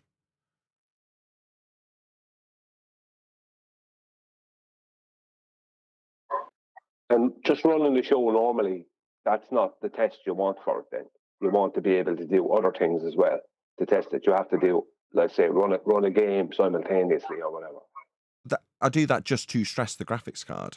If I'm going to find out at the point where it falls over at whatever voltage I set it at to make it run nice and cool, I need to do that by stressing it. In other words, putting it to its limits, so I'll find out where it falls over and then turn it below that, so that I know that the encoder, which runs off the graphics card, is going to work in all circumstances. Because the worst thing is, let's say for the sake of argument, I accidentally load a piece of software. So I load an editing piece of software, an editing suite, while the show's running, and suddenly the graphics card craps the bed because it can't cope with that piece of software just happening to be loaded by accident. And all I'm going to do is press X on it, but it craps out and the encoder fails while I'm live streaming. Worst case scenario. So you have to push everything to its limits to find out where it breaks, to then go, okay, I think I found that today. So yesterday I found the upper limit, i.e. when the card's under high duress, at what frequency and voltage it will fall over. And now today, before the show started, I asked my daughter if she'd play on Minecraft to do the other end of the scale, which is find the point at low voltages when it's still running a graphic program, it's still producing 3D graphics, Minecraft. It's just not very challenging. So it's working at a low end of the scale. Well, I had to find today, and I did find it. It's really nerve-wracking when it happens. So you're trying to find the point of instability, and when you find it, it's like it brings back memories of every time it fails. Now, obviously, you've still got to find that point. So you're like, yeah, I've got to find it. But it's like I've just spent a good solid 2 or 3 months having that point present itself when I don't want it to. You know what I mean? So even though I was looking to find that point and did today with Minecraft, I'm like, okay, I've turned it down 4 notches below that just because I'm over paranoid. And hopefully that's it now. But that happened. I found that point of instability just before the show started. So straight away I was on edge because I was like, right, 4 notches below that, let's get the show going. And it took me about 20 minutes to do that. But I'm confident now. I'm reasonably happy. Keep saying that. But I suppose you can only do what you can do, you know. Are you getting any comments about all the computer talk? No, most people Or are messages? generally reasonably sympathetic. Actually, people are presumably would rather have the show run as Flat Earth, but I do, to the best of my ability, try and keep the live show completely focused. Yeah, in the last 2 weeks, maybe I have mentioned it once or twice on the live show, but for the most part, I haven't. We keep the live shows for the Flat Earthing. So I know you're keen to keep that momentum going into the after show, but as much as we joked last week or the week before, I forget, about, oh, well, let's talk about how we're going to talk about it. But that's what the after show's for. It's to reflect. You know what I mean? So for them, what we've just critiqued is them reflecting the fact that they don't understand what Coriolis is. Oh, by the way, we none of us here actually know what Coriolis is, even the guy that just debated against someone who did. Can you tell us what it is? And we'll listen to you explain how it works. That's them disclaiming, by reflection, that none of them know what Coriolis is. Yeah? Anyway, for now, that's my excuse for not wanting to just play a video when I'm literally sat actually looking at a game, because I've just committed suicide and I'm looking at temperatures. I mean, I stick it on screen for the audience so they can see I'm not lying. I am actually just watching a game and looking at temperatures rather than looking at a video. And it will be that way, hopefully, for just one more week. Just one more week of me doing this. I have new business to put forward. Go on. All right. I seen somewhere on Master B, I think Brian might have put it, or might have been A. I can't remember. But me and Brian kind of talked about it a little bit. Jaron is wanting someone from the FED panel, I believe. Now, this is just what I read in Scott. Jaron is wanting somebody from the FED panel to come on Debateism against one of his Globers. He had Ruhif come and ask me about it. Not me specifically, but anyone from FED. I told Ruhif I don't. Let me get it straight. Don't debate with it. Jaron wants to open the doors for a arranged debate with somebody to come away from an open door panel where the person that's having the arrangements made could walk in at any time. Yes. That's exactly right. Okay, well, if Ruhif's listening, you don't need to arrange a neutral platform to talk to us, Ruhif. Now, back in the days where you used the same old crap arguments that you used in your last debate on us, you were happy to attend, but clearly are now terrified to attend as you used to, because what, the mute button? Or because you don't have any advancement on what you had in 2014, and we've absolutely annihilated every single claim you make, and will tell you how it needs a flat earth, like Jaron did, and then bottled it. Now, you know that when Jaron said, you'll need a flat earth for that, and you asked him what he said, quote, nothing. Yeah, we won't do that. We'll rip your own arsehole through your throat, Rufus. That's what we'll do, and you damn well know it. Unlike Jaron, which is why you would want one of us to go where Jaron will say nothing when it comes to the fact that you'll need a flat earth for everything you claim, Rufus. Now, the door's open, you abject coward. You can come any time you like for your non-pain relief that you would hope to get from Jaron. Yeah, we won't offer it you here.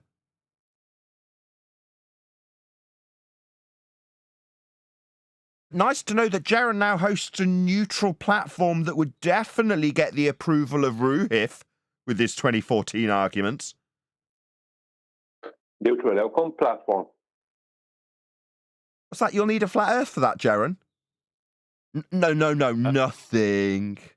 Yeah, like your ability to debate flat earth. Nothing. Did you hear what Brian said? Say it again, Brian. Neutral outcome platform. You hear that, Nathan? Neutral outcome platform. Indeed. I think a lot of people in this topic just want an argument. They want an argument to exist. There's nothing left to argue about. And Ruhif couldn't spell cat if you spotted him the C and the A. He's a stone cold retard. demonstrated over and over and over again. Just go on my channel, hit the numpty from down under, and it's over.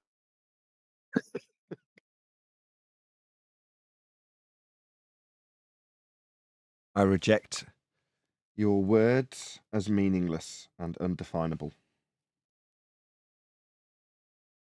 Of course you would. Because you're Rufy, the numpty from down under. Definition of words is meaningless, according to Ruhif. Yep.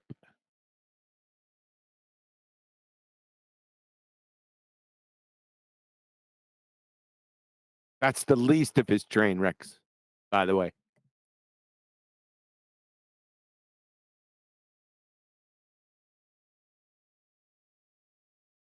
Before I could go on their show, they would have to be able to define prepositions for me before anything. In and on and to and from would have to be defined. We're going to have to define angle, and then elevation angle. Yeah, there's some words they'd have to define before I'd even think about doing it. The debate would be over right then when you asked them, not the prepositions, but as soon as you said define elevation angle, he's dead in the water. It's over. Yeah, that's that was kind of the trick, though, you know. How are you gonna use these terms to debate me? You know, if you define them, you're going to be in trouble. Ruhif, not you. You know what I mean? Yeah, you ain't gonna get that. You already know. You already been with that knuckle dragger. Oh yeah, that was.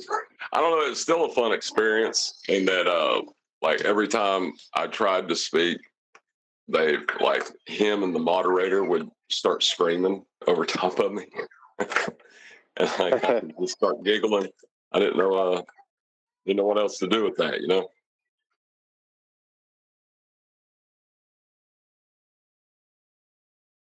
Well, what's going on here? Jaron is trying to. What he's actually trying to do is somehow make us look bad by us not accepting his offer. Then he can call us cowards over on his own show, his neutral outcome platform. That's all he's at. Like, he knows that we have no interest in going there. Now, he would be surprised if John just said, yeah, I'll go over there. Or any of us just said, yeah, I'll go, I'll debate.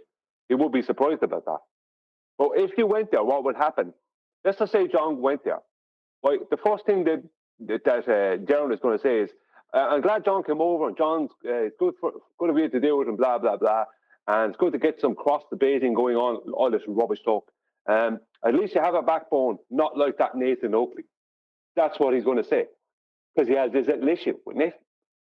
So it's going to be, the whole thing is about evil Nathan and possibly bold QE, you know what I mean, and the bad FED team, except for the person who went over to debate. They're okay. That's what it's going to be, because he's a baller. He may not believe the earth is a ball. He might believe the earth is flat, right? But he himself is a baller who doesn't know it. He's a flat earth ball or schizophrenic, because he behaves and acts as a baller. So he has the baller mentality. So he's a baller, as far as I'm concerned. A Glover. That's what he is. That's what he seems to have always been. Because he switches from using logic to being an idiot. Using logic to being an idiot. You know, he has this kind of, it's a type of schizophrenia. Well, you know, if he, see, I don't know, like, schizophrenia or persistent double think, you know?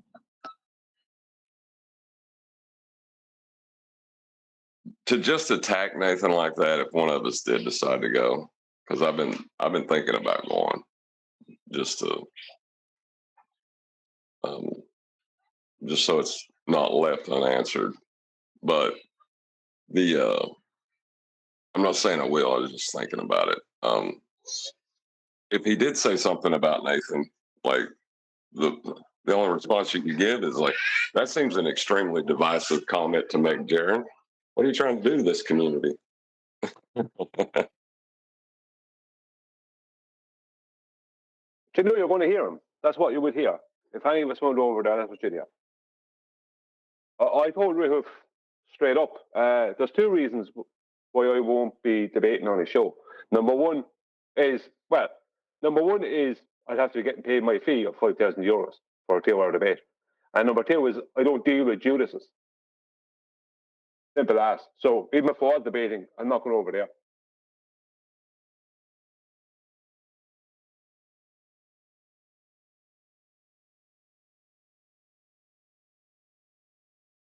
I'm not going to deal with any of these people because despite me being pretty capable at analyzing what's happening and even being able to reconstruct it, I just don't want to have like a psychologically hostile conversation with anybody because I'm not so good at it.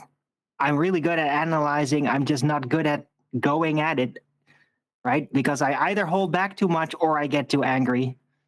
So it's just no point for me doing that. Yeah, I think like Nathan you're right. is so much better at it. Yeah, but you're right. Like, what benefit will you get out of that? If they're willing to pay you money, and I'm not talking about $10, right? If they're willing to pay you a couple of $100, yeah, maybe it's worth your while doing it. Depends on you. For me, it's going to be 5,000 euros. I'd much rather go onto a channel of a fellow flat earther, like as being interviewed, like I did last Sunday on Clutches, right? Went together on their show. That was great. 2 flat earthers. They know about flat earth debates. And yeah, there was a great conversation, great back and forth. I thought it was much more productive than just sighing all the time against an anti-flat earther that isn't listening. Because that's always how that goes. Yeah, exactly. You're not going to get anything out of it. There'll be nothing in it for you. They want you to go over there for free and give your time for free, to have your time wasted for free by really for McToon or someone for 2 hours. You know what I mean? You end up telling me just do the McToon challenge and you'll get thousands of dollars. We're proving a flat earth. Like, yeah, right. Well, see, look, there you go. Perfect example. Why isn't McTown out proving his globe with his challenge? I asked him that. Why don't you just forget about asking us about to do your challenge? Why don't you go out and prove your globe? What happened? He went radio silence. Because he knows he can't prove a globe with it. Why not? Because it requires a flat plane. You know what I mean? But there you go. You'd end up giving your time for free to go over to the channel of an absolute Judas. Right? You're helping out a Judas, you're helping out some anti-flat earther like Ruif or McToon or someone, right? And you're going to end up frustrated at the end of it. And they're all going to win and gain something out of it, and you're not going to get anything out of it. Why would you do that? Like, what's in their minds to think that you or any of us would have any interest in that scenario?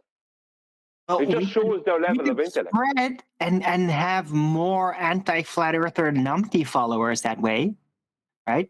Well, the thing is, Jaron's subscriber base, right, is what you would be trying to reach.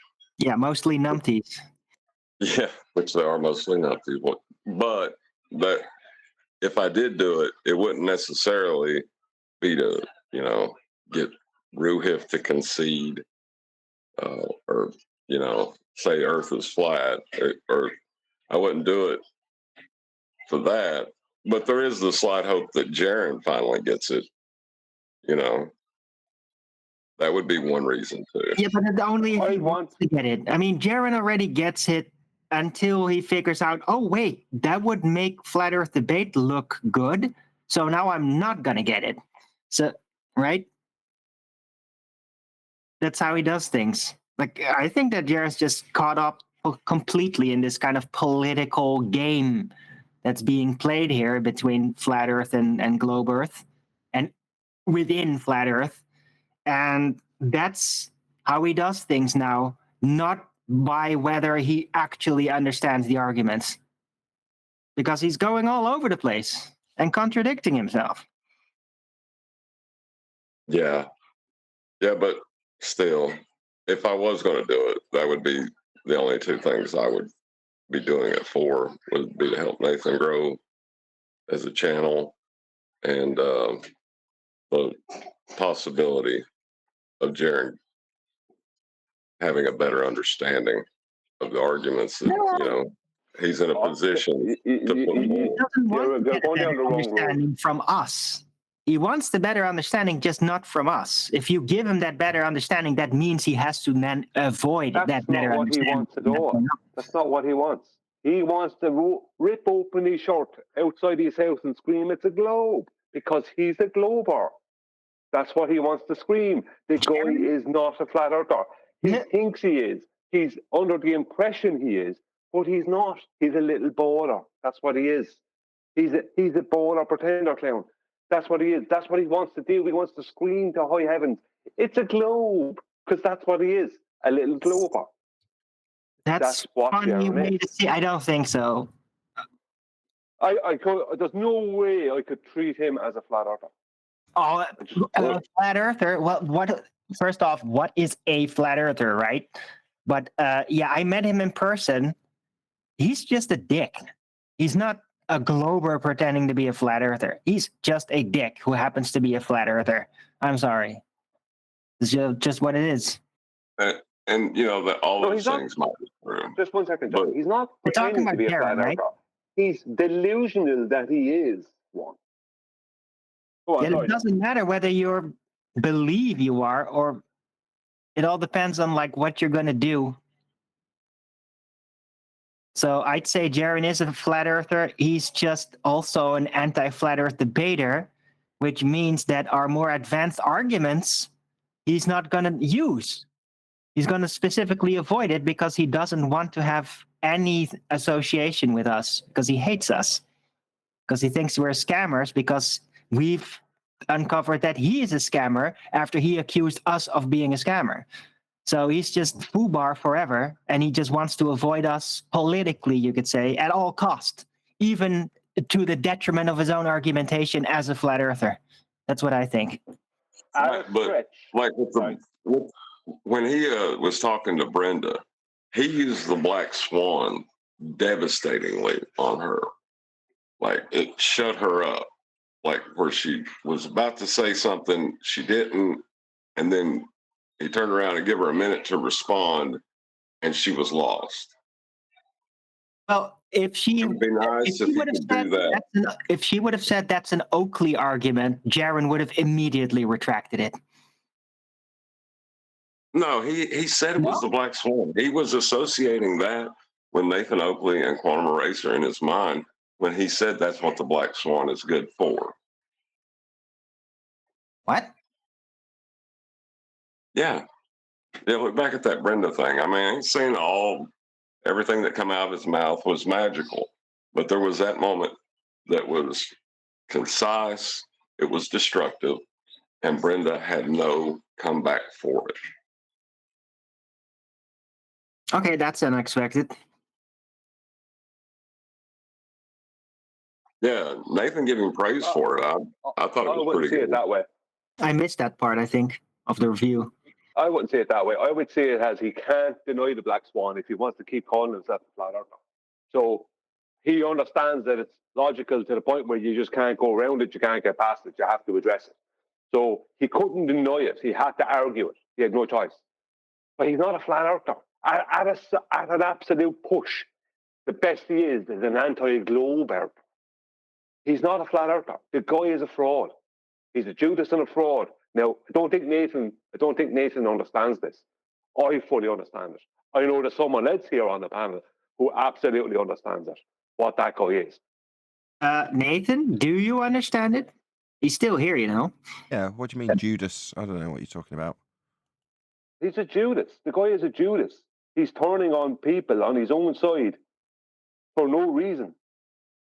The guy is a Judas. Well, have you asked him what his reasons becoming are? friends with McTown and Ruhiff and all these people, he's a Judas. What more do you need? We know he's got a deep-seated hatred for me. We just don't know why. Have you asked him? No, I haven't. Well, Brian thinks apparently that he's gonna go the way of a Ranty, basically. Do you? You think Jaren's gonna become like Ranty? No, he can't go like Ranty. But he's delusional. He believes he's a flat earther, but he's not a flat earther. He's not actually a flat earther. He's a glober in a flat earther's body.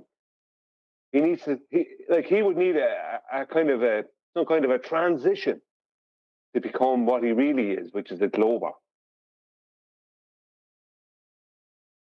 Are you seeing he needs a globe operation? Yeah, he needs a trans-globe operation. That's what he needs to be who he really, really is. Well, let me ask Nathan. Did you hear what my position was on it, Nathan? Yes, but remind me. I said the only reason that I would go is to try to reach people in Jaren's audience, but there would be a part of me that would hope that the arguments that Jaren aren't understanding that would help Flat Earth as a whole would get through to him. Yeah, that's my motivation. Or was. It wouldn't be. It's not my motivation. My motivation is to call him out for what he is and what he's proven to be for years and years and years. And you ask me why evidence of a god of that? Are you serious, Nathan? We need to show you a documentary, a Netflix documentary from 2018. I mean, I've given you my reasons for wanting to talk to him when I wanted to talk to him last time, and I went and talked to him. Now, you had the same attitude then, Brian. It's not like I forget everybody saying, don't do it. What's the point? The guy's a Judas. I remember then. Nothing's changed, right? Yeah, but I only went along with you just not to cause you bother. In the background, I told everyone I didn't want to do it. Oh, that's good of you to do it behind my back. Yeah, well, I didn't. What am I supposed to do? I'm just joking, Brian. There was no stopping you. But I knew you had. I knew you had to do that to find out, and I hope that you did find out what he is. Yeah, and I know what he was and what he is, and I didn't think that would change. But you can but try, and you can only speak to people if you are actually trying to change their mind or disseminate useful information that they can use in debate. Yeah, I have no interest in changing his mind. That's the difference, I suppose. I never had an interest in. As far as I'm concerned, his mind was made up. He was going to be a sneaky Judas. The thing is, we all agree that his debating needs to get better. He needs to understand the arguments better. And he has a bias towards a Nathan that he has expressed several times now. It may be worth going on his show just to try to get across to him how important these positions are, because he does have a larger audience. He may not have as many views as Nathan, but he does have a larger subscriber base that this information can reach.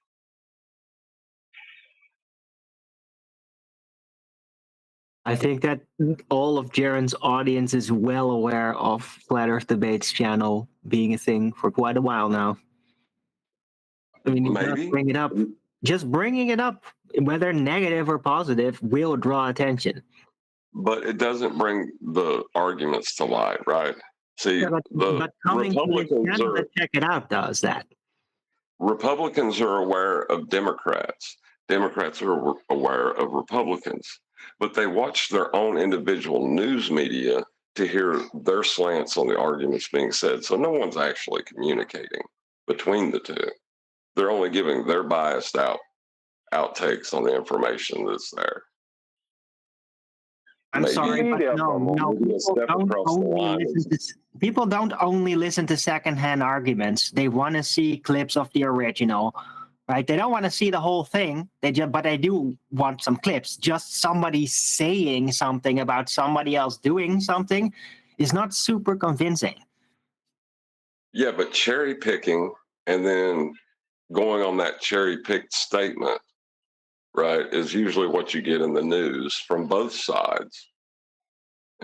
Instead of just playing the speaker from beginning to end and then like we do with their videos and commentating as they go, like they don't do that. Nobody else has done that really in this that I've seen. They take phrases that they or statements people say that they want to debunk or claim as a straw man, and then just address that one statement and make a video on that is what it seems like. And that's just what I would try to hope to remedy by being on his platform. Well, I don't know, Nathan, how you can ask. I mean, if anybody could get on there and not ruffle Jaren's feathers, it would probably be you, John.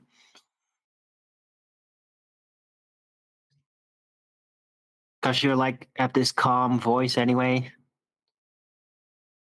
Yeah, and I don't really care that much either way, you know? Right, so that's a good thing. Like, I think if Brian went up to him, you would probably get on each other's nerves more easily.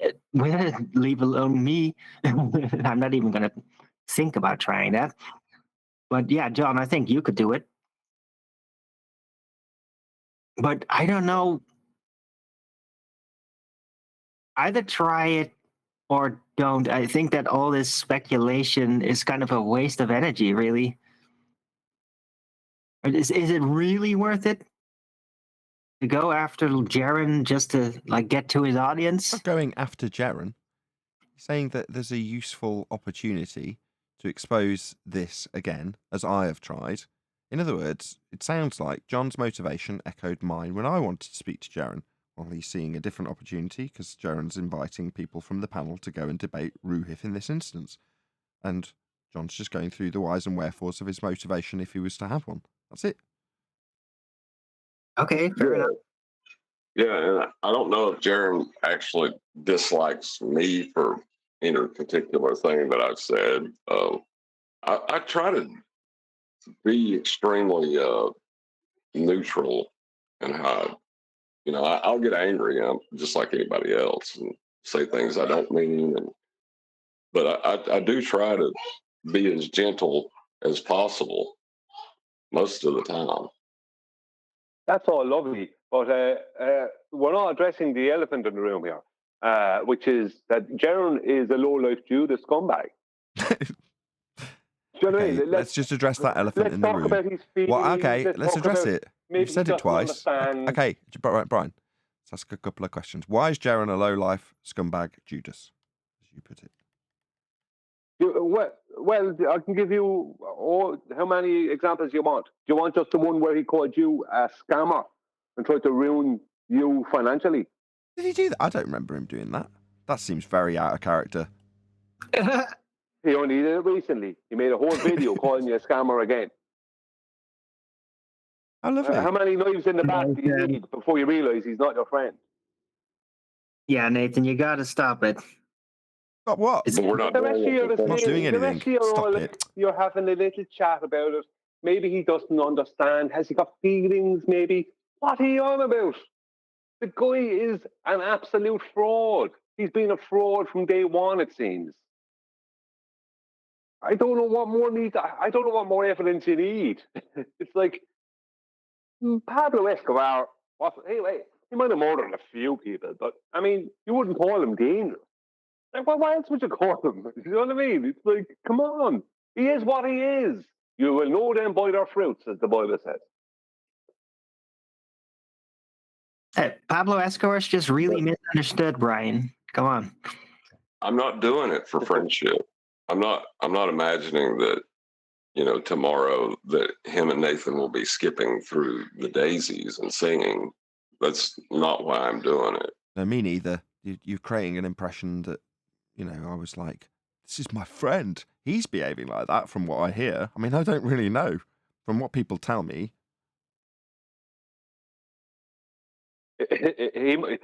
You might be his friend in his head, but he's not yours, as he proved. Yeah, but I'm not doing it for friendship. That wasn't even one of the reasons I gave. That's not my point to you, though, Refracted, or to Arwen, or anyone else. My point is that you have to accept that someone is what they are. You know what I mean? You sometimes you just have to get to the point of accepting. And I think people in this arena are not accepting Jaron for what he really is. It's been going on and on. Now, not everyone. There's a lot of people out there that have. I see the comments. So I'm not saying everyone. But when people are talking about maybe he doesn't understand this and maybe he's feeling that, and it's like, no, the guy is a Judas. It's that. It couldn't be any more like, you just can't trust the guy. He's a complete fraud and a Judas. You don't need. I don't know why any more thought on the matter is needed concerning him. Like, my mind is firmly made up years ago, and I know it never needs to change. I know what he is. But Brian, if you're like really onto it, I mean, this might sound ironic, but it isn't meant as such. Like, why don't you just make like an analytical video about it? Maybe even get RV in on it. You might do that at this point. Because I'm giving really my time to expose Jaron then. Actually expose, like really summarizing all the things that he did. Like honestly and not over exaggerated, right? Because that's just going to be a video that I'm giving my time to. I'm giving my time to some video that might get a few hundred, and most of what it'll get is ball or comments underneath the video about unrelated things. That's what it'll get. That doesn't There's really no matter point. because you I can don't use have it a as big a enough reach reference to. video. Yeah, but the point is that I don't need to do any of that. I know what the guy is. Yes, I don't need it. it. Like, it's not. There is. Go on, But you can come in. I'll stop talking. Oh, I'm still off mute. My bad. Sorry, I'm telling my daughter that I'm still streaming. Sorry, I didn't mean to be off mute. Sorry, I thought you were talking to me. But no, I don't see the point. Why would I want to give him time? Like, I'm making some silly video about him. It's going to be just like it's going to appear video. like it's going to appear that would appear as what's the word? Kind of nitpicking or tit for tat nonsense. At that point, If like your me making a video information that you have is to that level, then it will seem as such. If you have really legitimate concerns and points based on real recorded video material and all that, then you should put that together in a concise presentation. It should just be out there as a reference, like, hey, it is out there. It's all out there, Albert. Right? That's and the you point. can always it is out point there. at it. Hold on, just let me finish. You're not leaving me talk. Jesus Christ. Let Aaron finish, man. Yes. All that stuff is out there. That's the point. Oh, you're wasting all this time talking about it on the shows when you can make a really to-the-point video instead and then just point at it. Right? You say you're you're wasting the time talking about it right now. It's already out there. It's on my channel. Yeah. Oh, the Jurain thing? Yeah, it's being done. That's just one review, though. It's not like no. There's a couple of them. No, there's a couple of them. Oh, right. Wasn't it just all one review spread out over a month or something? Yeah, it was the one I did on him. Remember when he first came out with his horse shit? I exposed him, and then him and his idiot brother shits at 20. And then I did the Hanoi Jaron, that treasonous, treacherous traitor. Yeah, that's not a complete anthology of all of his missteps, as long as he's been in the topic, is what I think Arlen's talking about. No, he's not. And who would do that? That would take too long. Exactly. Yeah, well, then it's always going to just be a set of rumors then that you're going to be repeating over and over again. It's not a rumor. Is a Netflix documentary a rumor? Is him calling Nathan a scammer a rumor? Go on, QE, sorry. I already went through that. What are you talking about?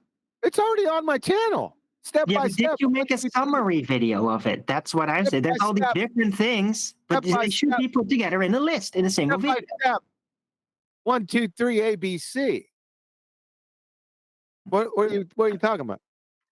Well, you've had a lot of video material that's reviewing him and all that, right? We know, but there should be like a summary video to like put it together. Like, look, this is a record of the going through it quickly, not the entire detail. Quickly, Why like don't you the make things it that then, he's been Howard? doing over the years. Why don't you do it, Howard? Why don't you do it? Because I don't care. You're the one that's always talking Oh, you about want us to make content to entertain you with. All right, now there we go. You're always talking about it and then not doing it. No, we're not.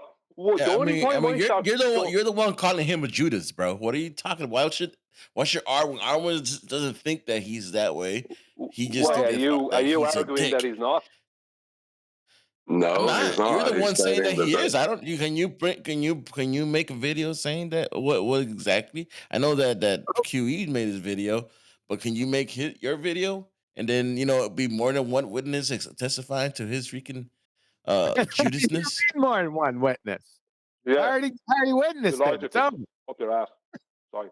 Right. Besides, I already have a show called Jaren Get the Hell Out of Flat Earth, right? In response to that idiotic McToon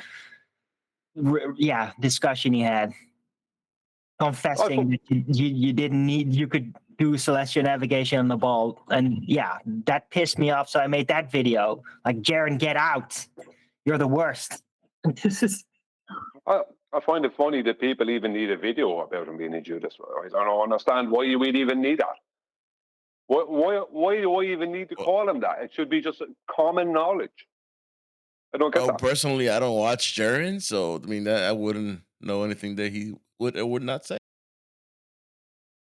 The computer's going to crash, by the way. This is sorry to interrupt, Arwen. If the computer's going to crash, it's going to be now. So let me just fill you on what's going on, just so you know. Right. Once upon a time, my daughter watched a YouTube video about Minecraft that said if you ever get lost, what you do is you turn the render distance up as high as it'll go. That's how far you can see in the game. And then fly. That is to say, go as high as you possibly can and look around to find where you were. Right? It also makes a note to say that if you ever do this, be very quick about getting back on the ground, turning down the render distance, because otherwise you'll overcook your CPU. Right? Now, my 7-year-old couldn't care less that it's the most demanding thing this computer could be put through. She just flies around in Minecraft now indefinitely. And as she's doing it, so I'm saying, look, I'm asking her to do this. I'm like, can you ever go on Minecraft? Right?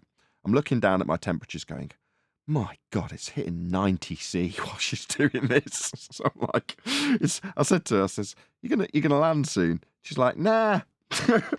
I'm flying around looking for a place. So anyway, just happens to be one of the most stressful things this computer does is very, very high render distance as my daughter flies around in Minecraft. I just thought I'd drop that in as it's on screen for the audience. Anyway, as you were, hope that didn't kill the conversation. Which it probably did. No, we were talking about Jaren, right? Right, but see, my thing is to me, it's irrelevant if he is a Judas, if he's not a Judas. The point of doing it would be to get the information out there, and if nothing else, better his understanding of the people that whether he is willingly or unwillingly representing every day when he goes out there and speaks, that he would better understand the positions that we actually have. So I think it's worth doing it. And I think I may reach out to do it. The issue at present is why do people need a video about whether Jaren is a Judas or not? I mean, so they have something to point. I mean, if that's the point, if that's the point you're at, like, I don't know whether Jaren is a Judas or not. What? Well, I don't know. Why the hell did you say it? Well, that's up to you. But the whole point is, if you make that video, then you're not just a gossiping blabbermouth. That might have a point, but not his pointing. I'm not making a video about Jaren. He doesn't deserve my time. Can you ever let anybody just finish a sentence right? Damn. If you have the video, then you're not just blabbering about it. You have something you can point at. It's like, oh, somebody's like, what are you talking about? Here's the video. Click. There you go. You have it all summarized. You don't even have to say it all again. All I have to do is mirror one of QE's videos. Or just play any random Jaren video. Any one from his own. Just play it without any comment. Okay. Yeah, everything is there.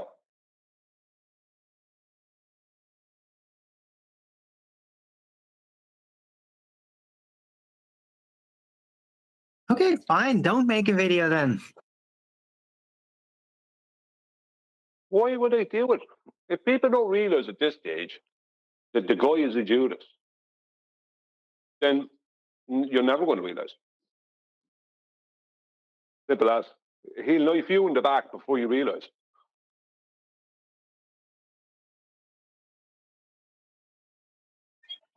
Right?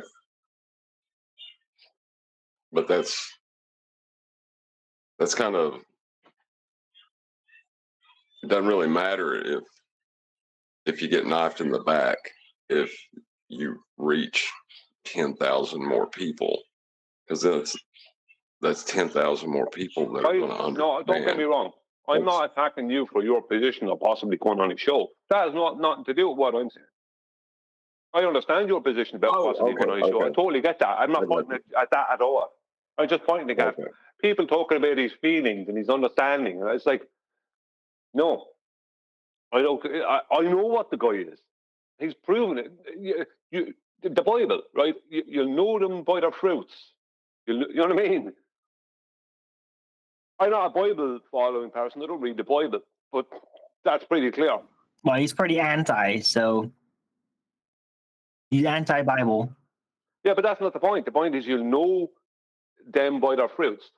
You know someone by their fruits, and his fruits are always sour. They're always gone off, always spoiled. There's never a ripe, good fruit from him. Well, no, he has. Sorry, that's incorrect. He's brought out some ripe, good fruits over the years, but he brings out twice as many bad fruits. And someone who can bring out good, ripe fruits to the degree he has done can't be bringing out that many bad fruits simultaneously. It makes no logical sense. Sorry. If he has ripe fruits, and he does sometimes, they are bruised. So it's like, it's good, but not as good as it could be. He's not conserving his fruits very carefully. Well, you couldn't buy a bag of his fruits and expect them all to be good. Exactly. That's the problem. That's the problem. There's no reason why they shouldn't all be good. There's no reason other than he decides to be what he is, which is a Judas.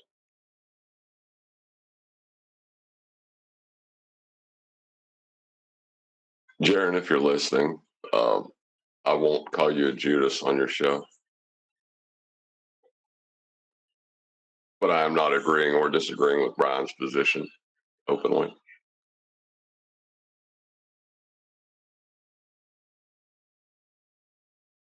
That's good to know.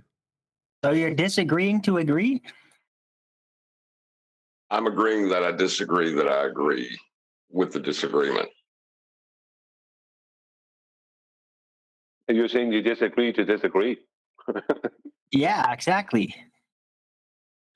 Well, I agree to agree if there is a disagreement. I agree.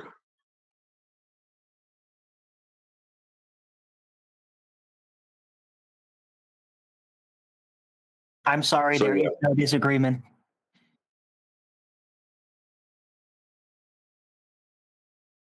So yeah, Jaren, I'll do it. What do I do? Contact a baller to speak to? That sounds bad. That's okay. Do you want me to put you in touch with Jaren? I mean, if you're going on there, you're not going to debate Jaren, is it? You're going to debate other Lobers? I hope I'm not debating Jaren. I mean, I don't really care who it is, but what gain for Flat Earth could there be in debating Jaren? You know. All right.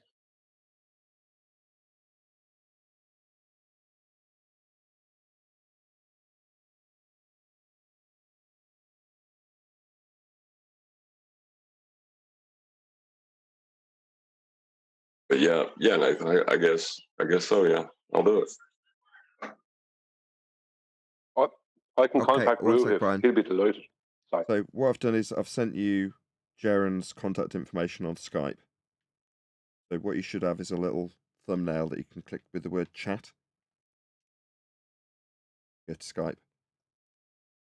And then you can say hi. Okay.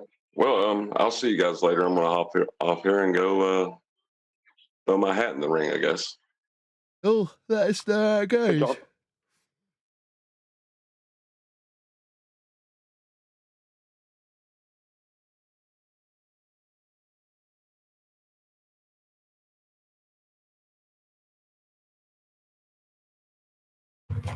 Is that it? Is that going to be the end of my show? Maybe like it's been a long show. Yeah. Oh, we haven't even had 4 more hours. I think we've passed the 4-hour mark. Nah, we haven't. We'll be yawning. Ugh. I gotta say a huge, massive, enormous thank you to both Discord and GPlus panels for making today's after show possible. And of course, a massive thank you to all of you in either Nathan Oakley 1980 or Nathan Oakley premiering streams. Hopefully smashing the super chat, liking, commenting, sharing, subscribing, joining as a Nathan Oakley 1980 channel member, and all that good stuff.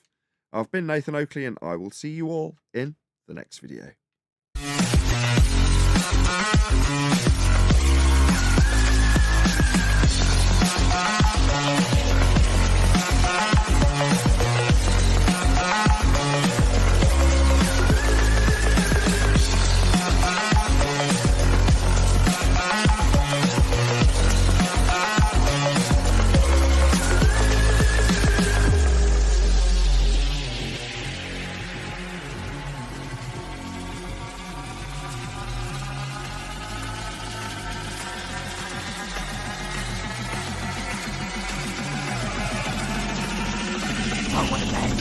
What a lovely day!